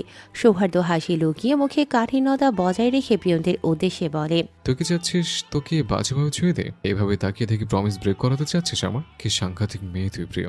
সৌহার্দ্যের কথায় প্রিয়ন্তী ভরকায়। লজ্জায় গাল ছাড়িয়ে সহসাই উঠে দাঁড়ায় তড়িৎ বেগে। সৌহার্দ্যের থেকে 2 পা পিছিয়ে গিয়ে আমতা করে বলে, আপনি বসুন, আমি কফি নিয়ে আসছি। বলে রান্নাঘরে ছুটে চলে যায় প্রিয়ন্তী। প্রিয়ন্তীর চলে যাওয়া দেখে মিটিমিটি হাসে সৌহার্দ্য আর মনে মনে বিড়বিড়িয়ে বলে, পালিয়ে আর যাবি কোথায়? তোর বাস যে আমার অন্তরে, আমার প্রিয় অন্তর্বাসিনী। ঘড়িতে সকাল 10টা। পুরো বাড়ি জুড়ে ছড়িয়ে আছে বিয়ে বিয়ে আমেজ। সকাল হতেই একে একে সকল অতিথিরা বাড়িতে আসতে শুরু করেছে, যার দরুন পুরো বাড়ি মানুষের গিজগিজ করছে। প্রিয়ন্তী ব্যস্ত তাদের আপ্যায়নে। ড্রয়িং রুমে গোল হয়ে বসে আছে বড় মামির ভাই মজিদ খান ও তার স্ত্রী জুলেখা বেগম। অপরদিকে বসে আছে তার বোন মিনা বেগম ও তার স্বামী সাকওয়াত হোসেন। প্রিয়ন্তী নাস্তা হাতিয়ে ছুটে যায় সেদিকে। মাথার ঘোমটাটা টেনে সকলকে সালাম দিয়ে একে একে সকলের হাতে তুলে দিতে থাকে নাস্তার প্লেট। প্রিয়ন্তীকে দেখে চোখ চকচক করে ওঠে মোহনা চৌধুরীর। ভাই বোনকে উদ্দেশ্য করে বলে, ও হচ্ছে প্রিয়, আমার ননদের মেয়ে। ছোটবেলা দেখেছিলে না, মনে আছে? চায়ের কাপে চুমুক দিতে দিতে সকলে চোখ তুলে তাকায় প্রিয়ন্তীর দিকে। সকলকে একসাথে তার দিকে তাকিয়ে থাকতে দেখে গুটিয়ে যায় প্রিয়ন্তী। সহসাই হাতে ধরে রাখা ট্রেটা চেপে ধরে শক্ত করে। প্রিয়ন্তীকে দেখে হেসে ওঠে মিনা বেগম উত্তেজিত কণ্ঠে বলে, হ্যাঁ হ্যাঁ, মনে আছে তো। কি মিষ্টি একটা মেয়ে, ওকে দেখলেই মায়া লাগে। আহারে, কত ছোট বয়সে মাটাকে হারালো। মিনা বেগমের কথায় চোখে অশ্রু ভর করে প্রিয়ন্তীর। মায়ের কথা মনে পড়তে দৃষ্টি নিক্ষেপ করে বাহিরের দিকে। যদি মায়ের কবরটা দেখা যায়, তখনই কারো হাতের স্পর্শে ঘোর কাটে প্রিয়ন্তীর। কেউ একজন তার হাতে ধরে রাখা ট্রে থেকে চায়ের কাপ তুলে নেওয়ার বাহানায় তার হাত ছুঁয়ে দিয়েছে সন্তর্পণে। প্রিয়ন্তী চমকায়, চোখ তুলে তাকাতেই দেখতে পায় কালো শার্ট প্যান্ট পরিহিত একটি ছেলে চায়ের কাপ হাতে হেঁটে গিয়ে বসে মোহনা চৌধুরীর পাশে। তার সাথেই পিছু পিছু হেঁটে গিয়ে অপর পাশে বসে পড়ে আরও 2টি মেয়ে। প্রিয়ন্তী চোখ ঘুরিয়ে তাদের দেখে। মেয়েগুলো অসম্ভব সুন্দর, বয়স রিশা আর মিহার মতোই হবে। তারা বসতেই মোহনা চৌধুরীর মুখে হাসি ফুটে ওঠে। হাসি হাসি মুখে প্রিয়ন্তীর উদ্দেশ্যে বলে, প্রিয় মা, চিনতে পারছিস ওদের? এই যে আমার পাশে যে বাদরটা বসেছে, ও হচ্ছে জারিফ। মনে আছে? ছোটবেলা ও সারাক্ষণ তোর চুল টানত, আর তুই গাল ফুরিয়ে আমার কাছে এসে বিচার দিতি। আমি বিচার না করলে ফোকলা তাতে কামড়ে দিতি। মোহনা চৌধুরীর কথায় সকলে উচ্চ শব্দে হেসে ওঠে। তবে গাল ফুলিয়ে তার বাহু জড়িয়ে ধরে মানহা আহ্লাদে কণ্ঠে বলে, তোমার আদরে ভাইপো এখনো চুল টানাটানি করে, এত বড় হয়েছে, অভ্যাস চেঞ্জ হয়নি এখনো। সারাক্ষণ শুধু আমার চুল টানে। ওকে বিয়ে দিয়ে দাও, বসে বসে বয়ে চুল টানুক। মানহার কথায় বিষম খায় জারিফ। চোখ পাকিয়ে তাকাতেই মানহা ভেঙচি কাটে তাকে আর মাথাটা পিছিয়ে এনে বিড়বিড়িয়ে বলে, তোমার এখানে আসা উদ্দেশ্য আমি জানি ভাইয়া, বলে দেবো নাকি সবাইকে? মানহার কথায় জারিফ চোখ ঘুরিয়ে তাকায় প্রিয়ন্তীর দিকে। প্রিয়ন্তীকে দেখে না আজ 7 বছর। মেয়েটা আগের থেকে চুপচাপ হয়ে গিয়েছে। এই চুপচাপ তার ভালো লাগছে না। গিয়ে চুলটা একটু টেনে দিয়ে আসবে নাকি? কথাটা ভাবনায় আসতেই চায়ের কাপে চুমুক দিতে দিতে মাথা নিচু করে হাসে জারিফ।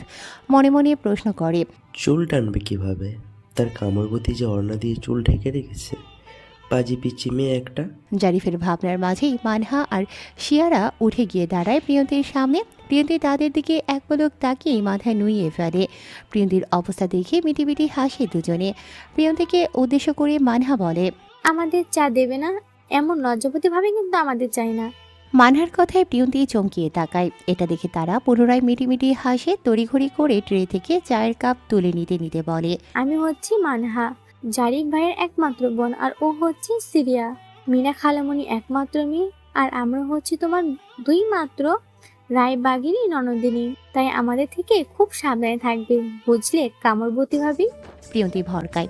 এলোমেলো দৃষ্টি ফেলে মেঝেতে। মেয়েগুলোর কথা সে বুঝতে পারছে না। তারা তাকে ভাবি ডাকছে কেন, কার বউ সে। তারা মিটিমিটি হেসে চায়ের কাপ হাতে চলে যেতেই বাড়িতে প্রবেশ করে প্রান্ত। তার হাতে ধরা প্রিয়ন্তীর রেজাল্ট কার্ড। আজকে তার টেস্ট পরীক্ষার ফলাফল দিয়েছে। প্রান্ত গিয়েছিল সেটা আনতে, যার দরুন সে সকাল থেকেই বাড়িতে ছিল না। বাড়ি প্রবেশ করে জারিফকে প্রিয়ন্তীর দিকে ঘোর লাগা দৃষ্টিতে তাকিয়ে থাকতে দেখে শুকিয়ে যাওয়া গলাটা আরও শুকিয়ে যায় প্রান্তের। তড়িঘড়ি করে প্রিয়ন্তীকে আড়াল করে দাঁড়ায় তার সামনে। প্রিয়, খুব তৃষ্ণা পেয়েছে, একটু পানি দিয়ে আসবি প্লিজ? হঠাৎ প্রান্তকে দেখে চমকিয়ে ওঠে প্রিয়ন্তী। নিজেকে ধাতস্থ করে চলে যেতে চাইলে তার হাত ধরে থামায় প্রান্ত। ঘাড় বাঁকা করে পিছু ফিরতেই দেখতে পায় জারিফ ঘাড় বাঁকিয়ে প্রিয়ন্তীকে দেখার চেষ্টা করছে। প্রান্ত ভুরু কুঁচকায়, বিড়বিড়িয়ে বলে, পড়ার শক্তি গেছে, একবার মাথা ফাটিয়েও শিক্ষা হয়নি? প্রিয়ন্তী হাত টান দিতেই ঘোর কাটে প্রান্তের। প্রান্তকে তার দিকে জিজ্ঞাসু দৃষ্টিতে তাকিয়ে থাকতে দেখে বোকা হাসে সে। আমতা আমতা করে বলে, শোন, তোর আসতে হবে না, তুই একটু শরবত বানিয়ে রাখ, আমি আসছি। প্রিয়ন্তী চলে যেতেই ঠোঁট গোল করে নিঃশ্বাস ছাড়ে প্রান্ত। ক্লান্ত ভঙ্গিতে ধীর পায়ে হেঁটে গিয়ে দাঁড়ায় মায়ের সামনে। সকলের সাথে আলাপচারিতা শেষ করে চুপ করে গিয়ে বসে পড়ে জারিফের পাশে। জারিফের কাঁধে হাত রেখে আহত কণ্ঠে বলে, জারিফ ভাই আমার, দয়া করে দৃষ্টিটা একটু সংযত কর। তুই যার দিকে নজর দিচ্ছিস সে কিন্তু আগে থেকেই বুকড, মনে আছে? চুল টানার জন্য মাথা ফাটিয়ে দিয়েছিল, এবার হয়তো চোখটাই তুলে নেবে। প্রান্তের কথায় ঘাড় বাঁকিয়ে তাকায় জারিফ। ভ্রুজোড়া কুঁচকে সন্দেহান চোখে জিজ্ঞেস করে, কি বলছো তুমি? কে আমার মাথা ফাটিয়েছে? আমি নিজেই তো ছাদ থেকে পড়ে মাথা ফাটালাম। জারিফ থামে, চায়ের কাপটা টেবিলে রেখে ঘুরে বসে প্রান্তের দিকে। সকলে তখন একে একে ড্রয়িং রুম ত্যাগ করেছে। জারিফ সেদিকে এক পলক তাকিয়ে হুট করে প্রান্তের হাত চেপে ধরে। প্রান্ত চোখ ছোট ছোট করে তাকায় জারিফের ধরে রাখা হাতের দিকে। কি হচ্ছে সব মাথার উপর দিয়ে যাচ্ছে তার। জারিফ আমতা আমতা করে বলে, প্রান্ত ভাই, তোমার বোনটাকে দিবে আমায়? 1 কোটি টাকা দিয়ে কিনে নিয়ে যাব। টাকা কম হলে বললো, দরকার হলে আরও দিব। যা চাইবে তাই দিব, প্রমিস। জারিফের কথায় বিরক্তিতে হাত দুটো ছাড়িয়ে নেয় প্রান্ত। গলার টাইটা ঢিলে করতে করতে ব্রুকুসকে জিজ্ঞেস করে, তোর কি আমাকে বোন বিক্রেতা মনে হয়? জারিফ থতমত খায়। কথার মানে বোঝাতে না পেরে পুনরায় প্রান্তের হাত চেপে ধরে। কিনে নিয়ে যাব বলতে 1 কোটি টাকা দেনমোহরে বিয়ে করে নিয়ে যাব, সেটা বুঝিয়েছি। যতই হোক আমার বউ বলে কথা, তুমি চাইলে টাকার পরিমাণ আরও বাড়াতে পারে। জারিফের কথায় প্রান্ত চোখ ছোট ছোট করে তাকায়, মুখে খানিকটা বিস্ময় নিয়ে জিজ্ঞেস করে, বোনকে বিয়ে করতে চাইছিস? প্রিয়, দ্য গ্রেট কামরবতীকে। জারিফের কথায় বিস্ময় মুখ হা হয়ে যায় প্রান্তের। নিজেকে ধাতস্থ করে হাত দুটো ছাড়িয়ে নেয় সন্তর্পণে। শার্টের উপরে দুটো বোতাম খুলে বাতাস করতে থাকে অলস ভঙ্গিতে। দুহাতে শার্টের উপরিভাগ নাড়াতে নাড়াতে বলে, দিব, তার আগে দুটো কবর খুঁড়ে রাখিস, একটা তোর জন্য আর একটা আমার জন্য। আমার একটা কন্ডিশন আছে এখানে, আমার কবরটা অবশ্যই বনানী বা ধানমন্ডিতে রাখবি। কত কষ্ট পেয়ে মরবো সেটা তো জানি না। আর অবশ্যই সেখানে একটা পোস্টার টাঙিয়ে রাখবি, যেখানে লেখা থাকবে, ফুফাতো বোনকে মামাতো ভাইয়ের কাছে বিয়ে দিতে গিয়ে চাচাতো ভাইয়ের হাতে খুন, দ্য গ্রেট অভাগা প্রান্ত মিহাব চৌধুরী। প্রান্তের কথায় ফিক করে হেসে ফেলে পারুল। পারুলকে হাসতে দেখিয়ে ধীর পায়ে হেঁটে চলে যায় প্রান্ত। এখন পানি না খেলে গলাটা হয়তো ফেটেই যাবে। কি দুঃসাহস এই ছেলের! পাহারাদারকে বলছে আমানত তুলে দিতে। সকাল হলেই সূর্যটা যেন মাথা ছাড়া দিয়ে ওঠে। শীত শীত ভাব কমে আসায় সূর্যের তাপটা যেন সকলকে ভস্ম করে দিতে চায়। প্রান্ত বিরক্ত হয় গরমে। বিরক্তিতে গলার টাই খুলতে খুলতে ক্লান্ত ভঙ্গিতে হেঁটে চলে যায় রান্নাঘরে। শার্টের হাতায় কপালের ঘামটুকু মুছে ব্যঙ্গাত্মক সুরে আওড়াতে থাকে, শ্বশুর আব্বা, আপনি কি আবার শাশুড়ি আম্মার সাথে ঝগড়া করেছেন? You know, you are a very bad person. আপনার না হওয়া জামাইকে এভাবে পুড়িয়ে কয়লা বানিয়ে ফেলছেন? আপনার নামে তো জামাই অত্যাচারের মামলা করা উচিত। কথাগুলো বলতে বলতেই রান্নাঘরে প্রবেশ করে প্রান্ত। আশেপাশে না তাকিয়ে সোজা চলে যায় ফ্রিজের কাছে। ফ্রিজ খুলতেই তার চোখ দুটো চকচক করে ওঠে। প্রিয়ন্তী শরবত বানিয়ে ফ্রিজে রেখে দিয়েছে। প্রান্ত হাত বাড়িয়ে শরবতের গ্লাসটা তুলে নেয়। ঢকঢক করে এক চুমুকে সম্পূর্ণ শরবতটা শেষ করে স্বস্তির নিঃশ্বাস ফেলে।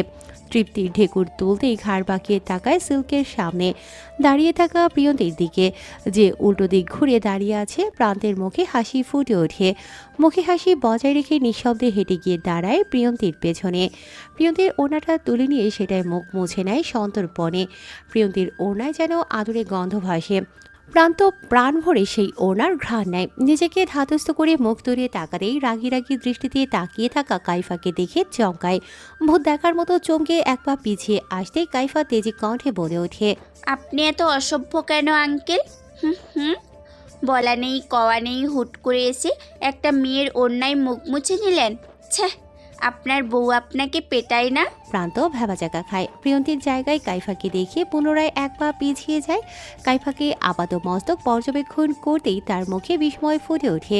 মেয়েটা তাকে আবার আঙ্কেল ডাকছে, তাও আবার অসভ্য অপবাদ দিয়ে। প্রান্ত রেগে যায়। যতটুকু দূরত্ব বাড়িয়েছিল সেটুকু ঘুচিয়ে নেয় কাইফার দিকে এগিয়ে যেতে যেতে। প্রান্তকে এগিয়ে আসতে দেখে কাইফা ভরকায়। পিছিয়ে যেতেই সিঙ্কের সাথে কোমরের ঘর্ষণ লেগে উপরের অংশ বেঁকিয়ে যায়, যার দরুন মাথাটা আরও খানিকটা পিছিয়ে যায়। প্রান্তের রাগি রাগি চেহারা দেখে শুকনো ঢোক গিলে কাইফা ভয়ের দরুন হাত দুটো চেপে ধরে বুকের মধ্যেখানে। এই মেয়ে, কি সমস্যা তোর? তুই আবার আমাকে আঙ্কেল ডাকছিস? আমাকে কোন দিক দিয়ে আঙ্কেলের মতো দেখতে, স্টুপিড? প্রান্তের ধমকে কেঁপে ওঠে কাইফা। ভয়ের দরুন চোখ মুখ খিচে কাঁপা কাঁপা কণ্ঠে বলে, সরি আঙ্কেল। পুনরায় আঙ্কেল ডাকে বিস্ময় মুখ হা হয়ে যায় প্রান্তের। মেয়েটি আবার তাকে আঙ্কেল ডাকছে, কি বজ্জাত মেয়ে! সহসাই রাগের মাত্রা তরতর করে বেড়ে যায় তার। রাগে হাত পা শিরশির করছে, যার দরুন রাগ নিয়ন্ত্রণে হাত দুটো মুষ্টি বদ্ধ করে ফেলে। রাগ কমানোর উদ্দেশ্যে এক পা পিছিয়ে এসে আঙুলের ডগা দিয়ে কপাল ডলতে থাকে অনবরত। প্রান্ত পিছিয়ে যেতে স্বস্তির নিঃশ্বাস ফেলে কাইফা। নিজেকে ধাতস্থ করে ঘাড় উঁচিয়ে দেখতে থাকে প্রিয়ন্তী আসছে কিনা। সেখানে চোখ রেখে বিড়বিড়িয়ে বলতে থাকে, প্রিয় রে, আমাকে বাঘের খাঁচায় রেখে কোথায় চলে গেলি? তাড়াতাড়ি আয় না বাবু, এই বুইড়া ব্যাটার হাত থেকে বাঁচা আমাকে প্লিজ। এই মেয়ে, তাকা এইদিকে। আমার হাতের এটা কি জানিস? এনআইডি কার্ড, যেখানে একজন ব্যক্তির সকল তথ্য দেয়া থাকে। দেখ, এখানে গোটা গোটা অক্ষরে লেখা আছে নাম প্রান্ত মিহাব চৌধুরী, পিতার নাম নবাব চৌধুরী, মাতার নাম মোহনা চৌধুরী, জন্ম 2 এপ্রিল 1995। এবার হিসাব করে বলতো আমার বয়স কত? প্রান্তের প্রশ্নে ঘোর কাটে কাইফার। চোখ ঘোরাতেই দেখতে পায় প্রান্ত তার সামনে এনআইডি কার্ড ধরে রেখেছে। কাইফা তটস্থ হয়, মাথার ঘোমটাটা টেনে সামনের দিকে ঝুঁকে চোখ পিটপিট করে দেখতে থাকে কার্ডটি। সহসাই তার মুখে কাদো কাদো ভাব ফুটে ওঠে। প্রান্ত ভরকায় নিজেকে ধাতস্থ করে ভ্রুকুচকে জিজ্ঞেস করে, এই মেয়ে, কাঁদছিস কেন? কি সমস্যা? প্রশ্নটা করতে সহসা চোখ জোড়া বড় বড় হয়ে যায় তার। হন্ততন্ত হয়ে কাইফার দিকে এগিয়ে গিয়ে তড়িৎ বেগে জিজ্ঞেস করে, তুই কি আমার বয়স দেখে কাঁদছিস? কাইফা মাথা নাড়ায়, ভয়ে ভয়ে আমতা আমতা করে বলে, আমি দূরের জিনিস দেখতে পাই না, চশমার পাওয়ার মাইনাস, আর চশমাটাও পরে আসতে মনে নেই, তাই 95 জায়গায় 65 দেখেছি। প্রান্ত ফোঁস করে নিঃশ্বাস ছাড়ে। বিরক্ত ভাব কাটিয়ে তীক্ষ্ণ দৃষ্টিতে তাকায় কাইফার দিকে। কাইফার পরনে সাদা রঙের কুচকে থাকা ঢিলে ঢালা জামা, সাদা জামার সাথে পরনে লাল সুতি ওড়না, যেটা দিয়ে পুরো মাথায় মুড়িয়ে রেখেছে। প্রান্ত থমকায়। তার কাছে মনে হলো পুরো ব্যক্তিটাই যেন প্রিয়ন্তীর ছায়া, প্রিয়ন্তীর প্রতিচ্ছবি। আদুরে আদুরে ভাব পুরো মুখ জুড়ে ছড়িয়ে। প্রান্ত ভাইয়া শরবতটা খেয়েছো? তোমার আসতে দেরি হচ্ছিল বলে আমি সেটাকে ফ্রিজে রেখে গিয়েছিলাম। কাইফা বলেনি তোমাকে? প্রিয়ন্তীর কথায় ঘাড় বাঁকিয়ে তাকায় প্রান্ত। সহসাই তার মুখে হাসি ফুটে ওঠে। প্রিয়ন্তীর হাতে থাকা হট ওয়াটার ব্যাগ দেখে ভ্রুকুচকে জিজ্ঞেস করে, এটা নিয়ে কোথায় গিয়েছিলি? প্রিয়ন্তী ব্যাগটাকে সেলফি রেখে সোজা গিয়ে দাঁড়ায় কাইফার পাশে। উত্তেজনায় কাইফার হাত দুটো চেপে ধরে চিন্তিত স্বরে বলে, নানার জন্য নিয়ে গিয়েছিলাম। তুমি বলো তো আমার রেজাল্ট কি? পরীক্ষায় ভালো করেছি নাকি খারাপ? প্রিয়ন্তীর চিন্তিত মুখ খাড়া দেখে মাথা নিচু করে হাসে প্রান্ত। হাতে ধরে রাখা রেজাল্ট কার্ডটা মুখের সামনে ধরে আর চোখে তাকায় প্রিয়ন্তীর দিকে। সম্পূর্ণ কার্ডটার দিকে চোখ বোলাতে বোলাতে বলে, জানিস, আজকের মতো অতটা অপমানিত আমি জীবনেও হইনি। তো টিচার্সরা রীতিমতো আমাকে ধরে বেঁধে রাখতে চেয়েছিল। অনেক কষ্টে সেখান থেকে পালিয়ে এসেছি, না হলে যে কি হতো আমার মান সম্মান হয়তো ধুলোতেই মিশে যেত আজ। প্রিয়ন্তী ভীত হয়, ভয়ে ভয়ে এক পা এগিয়ে এসে ক্ষীণ কণ্ঠে জিজ্ঞেস করে, কেন? আমি কি খুব খারাপ রেজাল্ট করেছি? প্রিয়ন্তীর প্রশ্নে মুখ টিপে হাসে প্রান্ত। রেজাল্ট কার্ডে চোখ রেখে পুনরায় বলে, 1300 নম্বরের মধ্যে 1280 নম্বর পেয়ে 300 জন স্টুডেন্টের মধ্যে টপ করেছিস তুই। প্রান্ত থামে, শার্টের গলা ঠিক করতে করতে গর্ভের সহিত বলে, তাই জিজ্ঞেস করছিল তুই কার কাছে পড়িস, তোকে কে পড়ায়, এইসব আর কি। আমিও বলে দিয়েছি আমি পড়াই। বলতে দেরি তৎক্ষণাৎ তারা ছুটে এসে আমার হাতে পায়ে ধরে, আমি যাতে তাদের গাধা স্টুডেন্টদের পড়িয়ে মানুষ করে দিই। তুই বল, একজন সফল চাকরিজীবীকে গাধা পড়ানোর অফার দেওয়াটা অপমানজনক না? প্রান্তের কথায় বিস্ময়ে মুখ হা হয়ে যায় প্রিয়ন্তীর। তবে কথাগুলো শুনে ফিক করে হেসে ফেলে কাইফা। হাসির শব্দে ভ্রুকুচকে তাকায় প্রান্ত। কাইফার হাসি হাসি মুখের দিকে তাকিয়ে চোখ ছোট ছোট করে জিজ্ঞেস করে, এই মেয়ে, তোর রোলটা বল দেখি। রেজাল্ট করেছিস? কি রেজাল্ট করেছিস? রোল কত তোর? কাইফা মিয়ে যায়, আমতা আমতা করে বলল, 299। কাইফার কথায় প্রান্ত যেন আকাশ থেকে পড়ে। কি বলে এই মেয়ে? 300 জনের মধ্যে তার রোল 299। তবুও নিজেকে স্বাভাবিক করে চোখ ভুলায় রেজাল্ট কার্ডের দিকে। সহসায় তার চোখ দুটো বড় বড় হয়ে যায়, বিস্ময়ে মুখটাও হা হয়ে যায় কিঞ্চিত। তড়িঘড়ি করে পকেট হাতড়ে চশমা বের করে চোখে পড়ে নেয় দ্রুত বেগে। পুনরায় রেজাল্ট কার্ডে চোখ বুলিয়ে চোখ ঘুরায় প্রিয়ন্তী আর কাইফার দিকে। তারা দুজনেই তার দিকে তাকিয়ে আছে জিজ্ঞাসু দৃষ্টিতে। প্রান্ত দীর্ঘশ্বাস ফেলে কাইফার দিকে তাকিয়ে কির মিরিয়ে বলে, এই মেয়ে, তোর মাথায় সমস্যা আছে জানতাম, চোখে সমস্যা আছে একটু আগে জানলাম, এখন দেখি পড়াশোনাতেও সমস্যা। 14টা সাবজেক্টের মধ্যে 11টাতেই ফেল। মানুষ এত সাবজেক্টে ফেল করে কেমনে? ছ্যাঃ। প্রান্তের কথায় মন খারাপ হয়ে যায় প্রিয়ন্তীর। তবে চোখ জোড়া চকচক করে ওঠে কাইফার। সে দৌড়ে এসে প্রান্তের হাত থেকে রেজাল্ট কার্ডটা ছিনিয়ে নেয় খপ করে। সেটাতে চোখ রেখে উচ্ছ্বাসিত কণ্ঠে বলে, 3টাতে তো পাশ করেছি, 3 টাকা দিন, মসজিদে দান করে আসি। প্রান্ত আহাম্মকের মতো তাকিয়ে থাকে, নিজেকে ধাতস্থ করে মুখ কুঁচকে বিড়বিড়িয়ে বলে, এ মেয়ে কি পাগল? 11টা সাবজেক্টে ফেল করে দুঃখী না হয়ে 3টা সাবজেক্টে পাশ করে খুশি হচ্ছে, আবার বলছে মসজিদে 3 টাকা দান করবে। স্ট্রেঞ্জ। সহসায় রাগ ফুটে ওঠে তার মুখাবয়বে। মেয়েটি কি বললো তাকে 3 টাকা দিতে, তাও আবার মসজিদে দান করার জন্য? প্রান্ত কট মটিয়ে তাকায়। কাইফার উল্লাসিত মুখের দিকে তাকিয়ে কির মিলিয়ে বলে, সর ফকিন্নি। সন্ধ্যা হতেই বাড়ির চারদিক আলোকিত হয়ে পড়েছে। ছোট ছোট রং বেরঙের লাইট এবং বিভিন্ন রঙের রঙিন কাপড়ে পুরো বাগানকে সজ্জিত করা হয়েছে। বাগানের একপাশে হলুদের স্টেজ করা হয়েছে, আর তার পাশেই গোল গোল করে চেয়ার পেতে অতিথিদের বসার আয়োজন করা হয়েছে। কাইফারানা লোকগুলো সকাল থেকে কাজ করে বিকেলের মধ্যে স্টেজটাকে সাজিয়ে তুলেছে অপরূপভাবে। একটু আগেই মাগরিবের আজান পড়েছে, যার দরুন সন্ধ্যার আধার ঘনিয়ে আসতেই সেই শ্বাসটা যেন তার নিজস্ব রূপ ধারণ করেছে। তার নিজস্ব মুগ্ধতা ছড়াচ্ছে চারদিকে। নামাজ শেষ করে ছাদের এক করে দাঁড়িয়ে মুগ্ধ নয়নে এসবই দেখছিল প্রিয়ন্তী। সহসাই কাঁধে ঠান্ডা হাতের স্পর্শে পিছু ফিরে তাকায় সে। সন্ধিহান চোখ তাক করতেই দেখতে পায় কাইফা তার দিকে তাকিয়ে আছে বিরক্তিতে। এটা একটা বিয়ে বাড়ি প্রিয়, কত লোকজন আসছে বলতো? তুই এমন মরা মানুষের মতো ঘুরে বেড়াচ্ছিস কেন? এমন পুরনো জামা কাপড় পরে থাকলে কেউ বলবে তুই এই বাড়ির মেয়ে।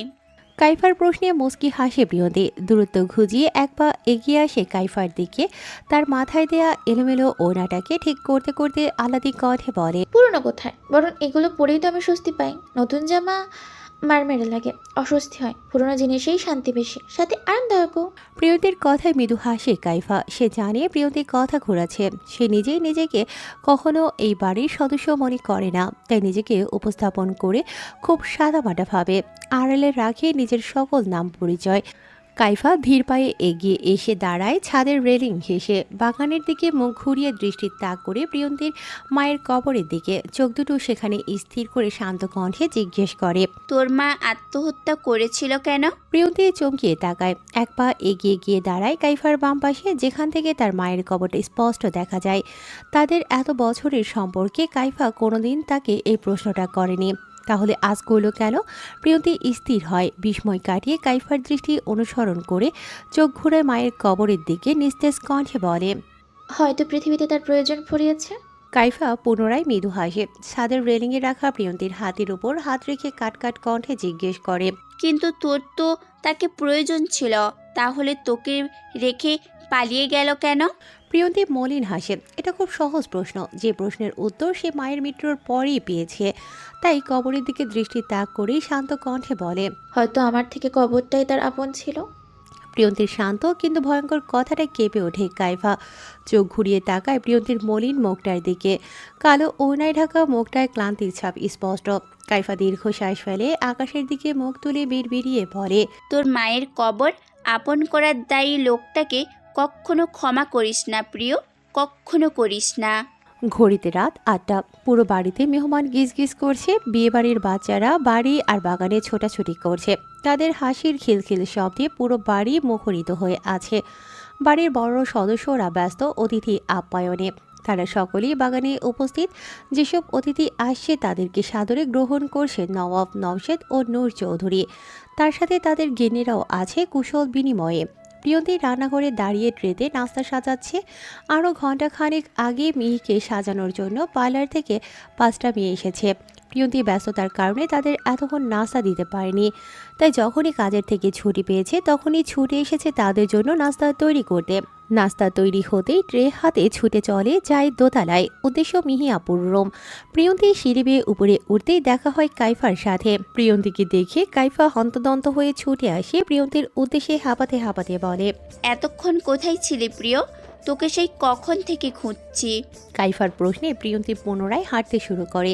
কাইফাও হাঁটতে থাকে প্রিয়ন্তীর পিছু পিছু। আমি রান্নার ওদিকটা গিয়েছিলাম সব কিছু ঠিকঠাক আছে কিনা দেখার জন্য।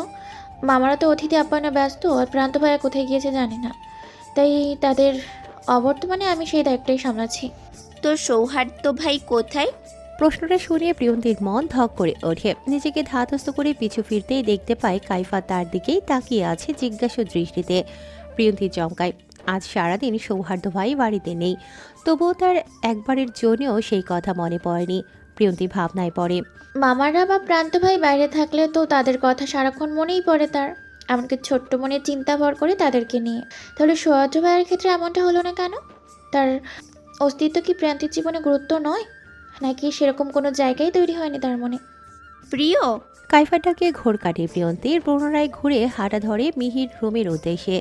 যেতে যেতে কাইফাকে বলে, সৌহার্দ্য ভাই চট্টগ্রাম গিয়েছে কাজে, কাল আসবে হয়তো। কথাটা শুনে স্বস্তির নিঃশ্বাস ফেলে কাইফা। সৌহার্দ্যের অনুপস্থিতির কথা জানতে পেরে সহসায় তার মুখে মৃদু হাসি ফুটে ওঠে।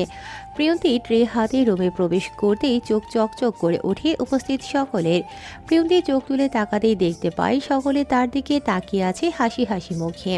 প্রিয়ন্তী মাথার ওনাটা ঠিক করে ট্রে হাতে এগিয়ে যায় মেয়েগুলোর দিকে। একে একে সকলের হাতে শরবতের গ্লাস তুলে দিতে থাকে সন্তর্পণে। প্রিয়ন্তীর পিছু পিছু রুমে প্রবেশ করে কাইফা। সকলের চোখ তার দিকে পড়তেই ইতস্ততা রুমের এক কোণে গিয়ে দাঁড়ায় কাচুমাচু হয়ে। কামরবতী, ভাবি তুমি সাজবে না। কথাটা বলেই জিহ্বায় কামড় বসায় শিয়ারা। বেফাস মন্তব্য করায় ভীত ভীত চোখে তাকাতেই দেখতে পায় সকলে তার দিকেই তাকিয়ে আছে চোখ বড় বড় করে। শিয়ারা বোকা হাসে। কিছু বলতে যাবে তার আগেই তার মুখ চেপে ধরে মানহা। সকলের উদ্দেশ্যে বোকা হেসে বলে, গতকাল ওকে জোর করে কিমনি ওষুধ খাইয়েছিলাম, এখন সেগুলো পেটের মধ্যে সাঁতার কাটছি আর কুটকুট করে কামড়াচ্ছে ওকে। বেচারা সে কামড় সহ্য করতে না পেরে উল্টা পাল্টা বকছে। আহারে! কথাটা শুনে সকলের মুখ হা হয়ে যায়। সারা অবাক করে চোখ ছোট ছোট করে জিজ্ঞেস করে, তাই বলেও কৃমিকে ভাবি ডাকবি, আবার সাজার কথাও বলবি? তখনই ঘরে প্রবেশ করে রাহেলা বেগম। তাকে ধরে ধরে নিয়ে এসেছে পারুল। রাহেলা বেগম আসতেই সকলে ছুটে আসে তার কাছে। তাকে নিয়ে বসায় খাটের মধ্যেখানে। সহসায় তাকে চারপাশ থেকে ঘিরে বসে সারা, মিহা, মানহা আর শিয়ারা। দাদিকে দেখে মেকআপ রেখে ধীর পায়ে হেঁটে আসে মিহি। তার পা দুটো জড়িয়ে ধরে বসে পড়ে ফ্লোরে। রাহেলা বেগম মুস্কি হাসে, উৎকণ্ঠা নিয়ে বলে, মিহিবাবু, এখানে বসছো কেন? ওঠো, গায়ে ময়লা লাগবে। তাড়াতাড়ি গিয়ে রেডি হয়ে নাও, হলুদ মাখাতে হবে না? কথাটা শুনে মিহি আরও শক্ত করে পা দুটো জড়িয়ে ধরে আহ্লাদ নিয়ে বলে, আমি চলে গেলে আমাকে মনে রাখবে তো দাদি? মিহির প্রশ্নে ক্ষীণ শব্দে হাসে রাহেলা বেগম। তাকে তুলে নিজের পাশে বসিয়ে জড়িয়ে ধরে পরম মমতায়। এক হাতে থুতনি চেপে ধরে আফসোসের সুরে বলে, মনে রেখে লাভ কি বুবু? দেখা যাবে জামাই পেয়ে নিজেই আমাদের ভুলে গেছিস। পরে আমরা কাঁদবো তোর জন্য, আর তুই কাঁদবি তোর জামাইয়ের জন্য। রাহেলা বেগমের কথায় উচ্চ শব্দে হেসে ওঠে সকলে, তবে লজ্জা পেয়ে তাকে জড়িয়ে ধরে মিহি। হাসি ঠাট্টার মাঝে রাহেলা বেগমের চোখ যায় দূরে দাঁড়িয়ে থাকা প্রিয়ন্তীর দিকে। এসব কথা শুনে সে লজ্জায় মাথা নুইয়ে রেখেছে। মেয়েটা এত লাজুক। প্রিয় বাবু, এদিকে আয়, দেখ সকলে কত মজা করছে, তুই দূরে দাঁড়িয়ে কি করছিস? রাহেলা বেগমের কথায় চোখ তুলে তাকায় প্রিয়ন্তী। কিছু বলতে যাবে তার আগে মিহি দ্রুত পায়ে হেঁটে গিয়ে দাঁড়ায় প্রিয়ন্তীর সামনে।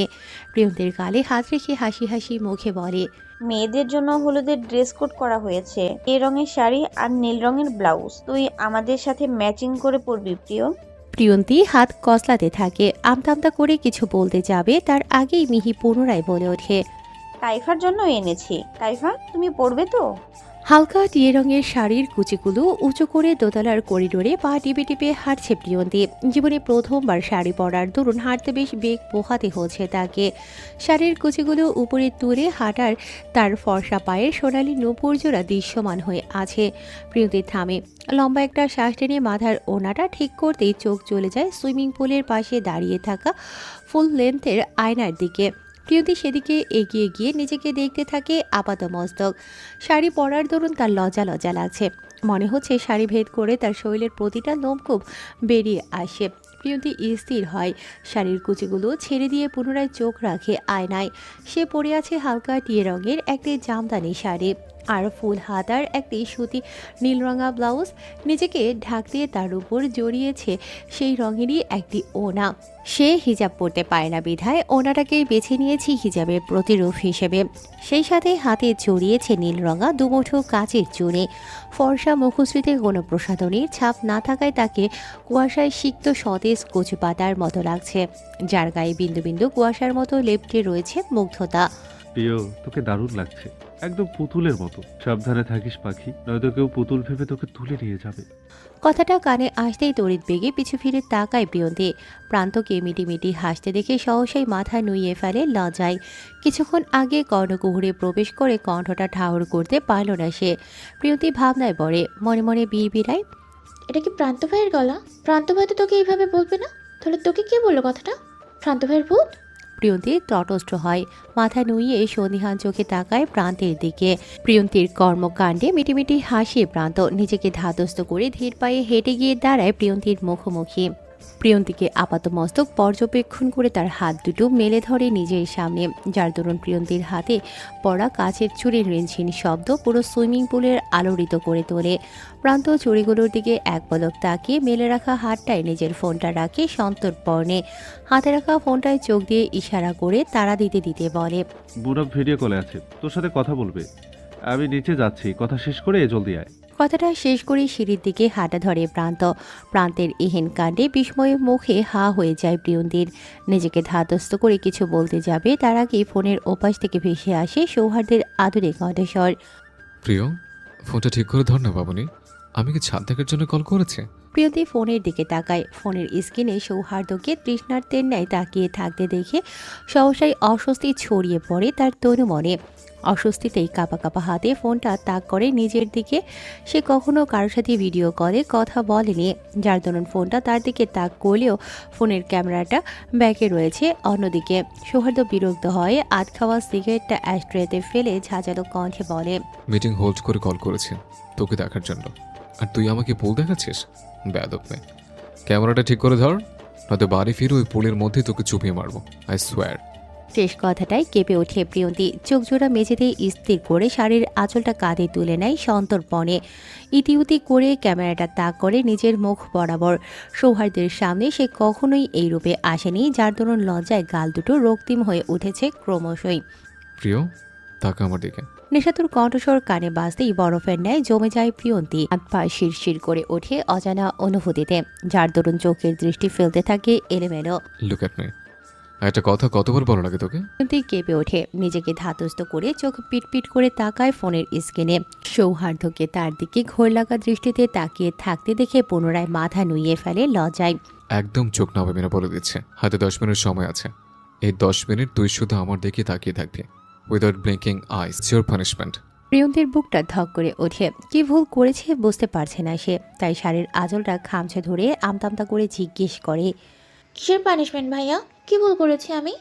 প্রিয়ন্তীর প্রশ্নে মাথা নিচু করে হাসে সৌহার্দ্য। সেই হাসিতে পুনরায় মিয়ে যায় প্রিয়ন্তী। ভয়ে মুখটা নিচু করতেই সৌহার্দ্যর মুখে একটা সিগারেট পুড়ে নেয়। প্রিয়ন্তীর স্নিগ্ধ মুখটায় চোখজোড়া স্থির রেখে সিগারেটটাকে জ্বালিয়ে নেয় লাইটারের সাহায্যে। সেটাতে পরপর কয়েকটা টান দিয়ে প্রিয়ন্তীর উদ্দেশ্যে কাতর কণ্ঠে বলে, এতদিন আমার সামনে বাচ্চা সেজে ঘুরে বেড়ানোর পানিশমেন্ট, আমাকে বোকা বানানোর পানিশমেন্ট, আমার অবর্তমানে শাড়ি পরার পানিশমেন্ট, আমার অপছন্দের রং গায়ে চড়ানোর পানিশমেন্ট।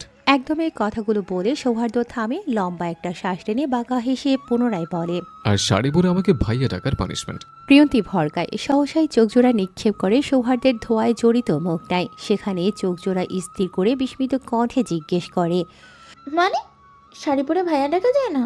প্রিয়ন্তী প্রশ্নবিদ্ধ মুখটা দেখে মাথা নিচু করে হাসে সৌহার্দ্য। মুখ তুলে সেখানে কাঠিন্যভাব বজায় রেখে গম্ভীর কণ্ঠে বলে, শাড়ি পরে ভাইয়া ডাকা নিষেধ। তোকে বোন বোন লাগে। It's not good for feelings and not good for heart. দিয়ে ভেবাচাকা খায়। কথাগুলোর মানে বুঝতে পেরে গুটিয়ে যায় লজ্জাবতী লতার মতো। প্রিয়ন্তীর কর্মকাণ্ডে মিটিমিটি হাসে সৌহার্দ্য। নিজেকে ধাতস্থ করে প্রিয়ন্তীর উদ্দেশ্যে বলে, জিজ্ঞেস করবি না শাড়ি পরে ভাইয়া না ডাকলে কি হবে? সৌহার্দ্যের প্রশ্নে চোখ তুলে তাকায় প্রিয়ন্তী। ক্ষীণ কণ্ঠে মিনমিনিয়ে জিজ্ঞেস করে, কি হবে? তোকে বউ বউ লাগবে, একদম নেচের বউ, কলিজা কাঁপানো বউ। প্রিয়ন্তীর কান দুটো গরম হয়ে আসে, প্রতিধ্বনিত হয়ে কানে বাজতে থাকে কলিজা কাঁপানো বউ।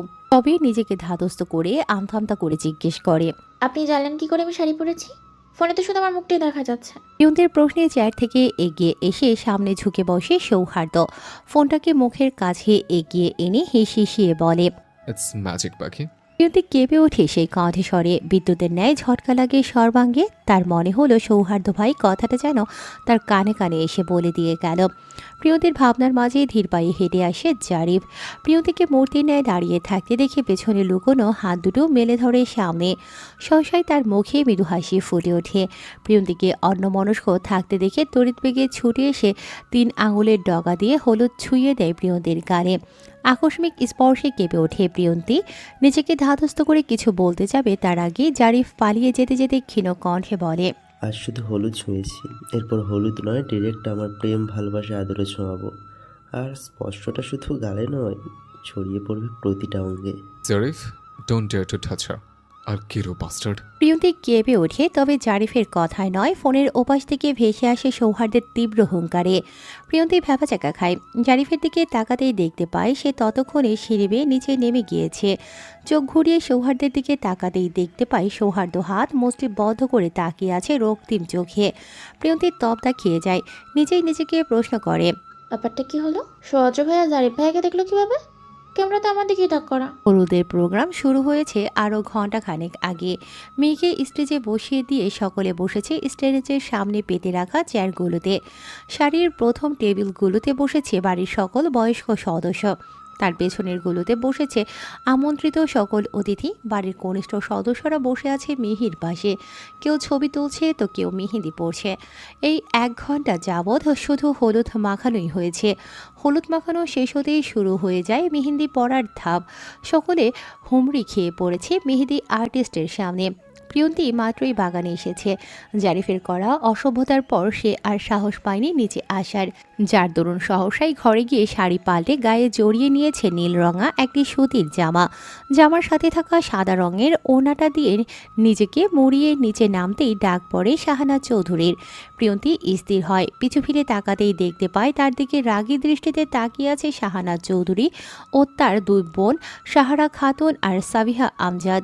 প্রিয়ন্তী তাদের দিকে এগিয়ে যেতেই শাহানা চৌধুরী রাগী রাগী কণ্ঠে বলে ওঠে, গায়ে হাওয়া লাগিয়ে ঘুরে বেড়াচ্ছিস কেন? আজই পাখনা গজিয়েছে নাকি? শাহানা চৌধুরী থামিয়ে প্রিয়ন্তীকে আপাতমস্তক পর্যবেক্ষণ করে তাচ্ছিল্যে সুরে বলে, নাকি ছেলে পড়ানোর ধান্দায় নেমেছিস? শাহানা চৌধুরীর কথায় চোখ তুলে তাকায় প্রিয়ন্তী। তার কথায় সাহারা খাতুন আর সাবিহা আমজাদকে মিটিমিটি হাসতে দেখে আমতা আমতা করে বলে, আমি রুমেই ছিলাম। আমি তোমার কিছু লাগবে? প্রিয়ন্তীর কথায় মুখ বাঁকায় সাহারা খাতুন। বোনের মুখ থেকে এই মেয়ের কথা শোনার পর থেকেই এই মেয়েকে অসহ্য লাগছে তার। এমনভাবে কথা বলছে যেন ভাজা মাছটা উল্টে খেতে জানে না। আমার আপা আর বোন এসেছে সেই বিকেলবেলা। তুই তাদের একবার খোঁজ নিয়েছিস? তারা কি খাবে না খাবে জিজ্ঞেস করেছিস? শাহানা চৌধুরীর প্রশ্নে মিয়ে যায় প্রিয়ন্তী। হাত কসলাতে কসলাতে ক্ষীণ সুরে বলে, আমি তো দেখিনি তারা এসেছে, নয়তো কি খোঁজ নিতাম। প্রিয়ন্তী থামে, তাদের দিকে তাকিয়ে আমতা আমতা করে বলে, এখন কি খাবেন বলুন, আমি বানিয়ে আনছি। শাহানা চৌধুরী খ্যাক করে ওঠে, এক পা এগিয়ে সে ঝাঁঝালো কণ্ঠে বলে, তোর কি মনে হয় আমরা তোর জন্য না খেয়ে বসে আছি? তুই আসবি, জিজ্ঞেস করবি, এরপর খাবার বানিয়ে আনবি, আর আমরা ছোট লোকের মতো খেয়ে নিব? প্রিয়ন্তীর চোখে অশ্রু ভর করে, অশ্রুসিক্ত নয়নে বলে ওঠে, সরি মামি, আর ভুল হবে না। প্রিয়ন্তীর চোখে অশ্রু দেখে তৃপ্ত হাসে শাহানা চৌধুরী, নিজেকে ধাতস্থ করে কাটকাট কণ্ঠে বলে, এখানে এক ঢালা মেহেন্দি পাতা আছে, পানি কম দিয়ে এগুলো মিহি করে বেটে নিবি। হলুদের পরেই মেহেন্দি পরানো শুরু হবে। সবগুলো বেটে তারপরে বাগানে যাবি। এর আগে যদি তোকে বাগানের আশেপাশে না দেখি। বলেই ডালাটা প্রিয়ন্তীর হাতে দিয়ে গটগট পায়ে হেঁটে চলে যায় তিন বোন। কিছুটা দূরে যেতে সাবিহা আমজাদ বলে ওঠে, আপা, টিউব মেহেদি তো অনেকগুলো এনেছি দেখলাম, তাহলে ওকে দিয়ে এতগুলো মেহেদি পাতা বানানোর কারণটা কি? প্রশ্নটা শুনে বাঁকা হাসে শাহানা চৌধুরী। বোনের উদ্দেশ্যে কিছু বলতে যাবে তার আগেই সাহারা খাতুন বলে ওঠে। সাবিহা আমজাদ বোকা হাসে, পিছু ফিরে প্রিয়ন্তীর দিকে তাকিয়ে বিড়বিড়িয়ে বলে, আপা গো, তোমাকে মাথায় কি ডাইনি মার্কা বুদ্ধি, একেবারে রিনা খানের মতো। একদম পারফেক্ট কালার। বরের ভালোবাসা পেতে পেতে তুমি মারাই যাবে পুতুলে। শায়নের কথায় ঘোর কাটে প্রিয়ন্তীর। একটু আগেই বাটা মেহেদি হাতে বাগানে এসেছে সে। সকলের দিকে এক পলক তাকিয়ে হারিয়ে গিয়েছিল একটু আগে তার সাথে ঘটা ঘটনার মধ্যে। মেজমামির দেয়া পাতাগুলো বাড়তে তার 1 ঘন্টা সময় লেগেছে। হাত কাটা থাকায় বারবার থেমে থেমে পাতাগুলো বাড়তে হয়েছে তাকে। পারুলসহ বাড়ির সকলে বাগানে থাকায় কেউ সাহায্য করতে পারেনি তাকে। এমনকি তারা কেউ জানেও না প্রিয়ন্তীকে দিয়ে মেহেদি পাতা বাড়ানো হচ্ছে, তাই সবগুলো পাতা তাকে একাই বাড়তে হয়েছে। দিবা স্বপ্নবিলাসিনী? জি। প্রিয়ন্তীর বেখেয়ালি উত্তরে সায়ান ক্ষীণ হাসে, সামনের দিকে ঝুঁকে হিসিয়ে বলে, চলো বিয়ে করে ফেলি। তোমার হাতের মেহেদি রং দেখে প্রেম প্রেম পাচ্ছে আমার। প্রিয়ন্তী ভরকায়, লজ্জায় মিয়ে যেতেই মাথা নিচু করে হাসে সায়ান। নিজেকে ধাতস্থ করে সোজা হয়ে দাঁড়িয়ে চোখ বুলায় প্রিয়ন্তীর সর্বাঙ্গে। ম্যাডাম, আপনার কি শাড়ি নেই? গায়ে শাড়ি জড়াননি কেন? জানেন, এই যে এতগুলো মেয়ে শাড়ি পরে ঘুরঘুর করছে, তাদের কারোর গা থেকে বউ বউ গন্ধ পাচ্ছি না, কিন্তু দেখুন আপনার মেহেদি রাঙা হাত থেকে কেমন বউ বউ গন্ধ আসছে। শাড়ি পরে থাকলে এখনই কাজী অফিসে নিয়ে বিয়ে করে ফেলতাম, ট্রাস্ট মি। বলেই পুনরায় ঝুঁকে আসে প্রিয়ন্তীর মুখ বরাবর। আকস্মিক ঘটনায় প্রিয়ন্তীর বুকটা ছলাৎ করে ওঠে। কিছুটা পিছিয়ে যেতেই হাত টেনে ধরে সায়ান, যার দরুন যতটুকু দূরত্ব বেড়েছিল সেটুকু ঘুচে যায় হাতের টানে। এত পালায় পালায় সব কেন ম্যাডাম? আমি কি আপনাকে চুরি করে নিয়ে যাচ্ছে? কাইফার ডাকে পিছু ফিরে তাকায় সায়ান। সেই শব্দে ঘাড় কাত করে তাকায় প্রিয়ন্তী। কাইফাকে দেখে সায়ানের হাত ঝাড়া মেরে সেদিকে ছুটে যায় তড়িৎ বেগে। সায়ান নিজের হাতের দিকে তাকিয়ে পুনরায় চোখ তুলে তাকায় প্রিয়ন্তীর দিকে। প্রিয়ন্তীকে কাইফার পেছনে লুকিয়ে থাকতে দেখে মনে মনে বিড়বিড়ায়, আমার থেকে পালিয়ে গিয়ে লুকিয়ে পড়ো তো। আপনাকে বিয়ে করে তবেই আমার বুকে লুকাবো, তখন দেখবো আমার থেকে পালান কিভাবে। কালই আসছে আপনাকে আমার করে নিতে, দুষ্টু পুতুল। আঙ্কেল, আপনি চোর নাকি ডাকাত? সায়ান ভ্যাবাচাকা খায়। চোর, ডাকাত, আঙ্কেল, তিনটা শব্দই একসাথে হজম হচ্ছে না তার। মুখ ফুটে কিছু বলতে যাবে তার আগেই কাইফা হুড়মুড়িয়ে বলতে থাকে, নাকি কিডন্যাপার? প্রিয়কে কিডন্যাপ করতে এসেছেন? কি সাংঘাতিক! আপনাকে দেখে তো ভদ্র ঘরের ছেলেই মনে হচ্ছে, কিন্তু রাত বিরাতে এসেছেন কিডন্যাপিং করতে। আপনাকে আমি পুলিশে দেব। তার আগে তোকে আমি পাবনায় পাঠাবো, স্টুপিড। শান্ত পুরুষালী কণ্ঠে পিছু ফিরে তাকায় কাইফা। তার দৃষ্টি অনুসরণ করে সেদিকে তাকায় প্রিয়ন্তী আর সায়ান। তাদের থেকে 1 হাত দূরেই পকেটে হাত গুজে দাঁড়িয়ে আছে প্রান্ত। তার চোখজোড়া তাক করা কাইফার ভয়ার্ত মুখটার উপর। প্রান্তকে দেখে কাইফা ভয়ে মিয়ে গিয়েছে। প্রান্ত এক পা এগিয়ে আসতেই ধীর পায়ে প্রিয়ন্তীর পিছে গিয়ে লুকিয়ে পড়ে কাইফা। প্রিয়ন্তীর পেছন থেকেই উকি দিয়ে দেখতে থাকে প্রান্তের রাগী মুখখানা। Relax Shayan, don't mind, she is a mad girl, pure friend. এর স্বভাবে যাকে আঙ্কেল ডাকে।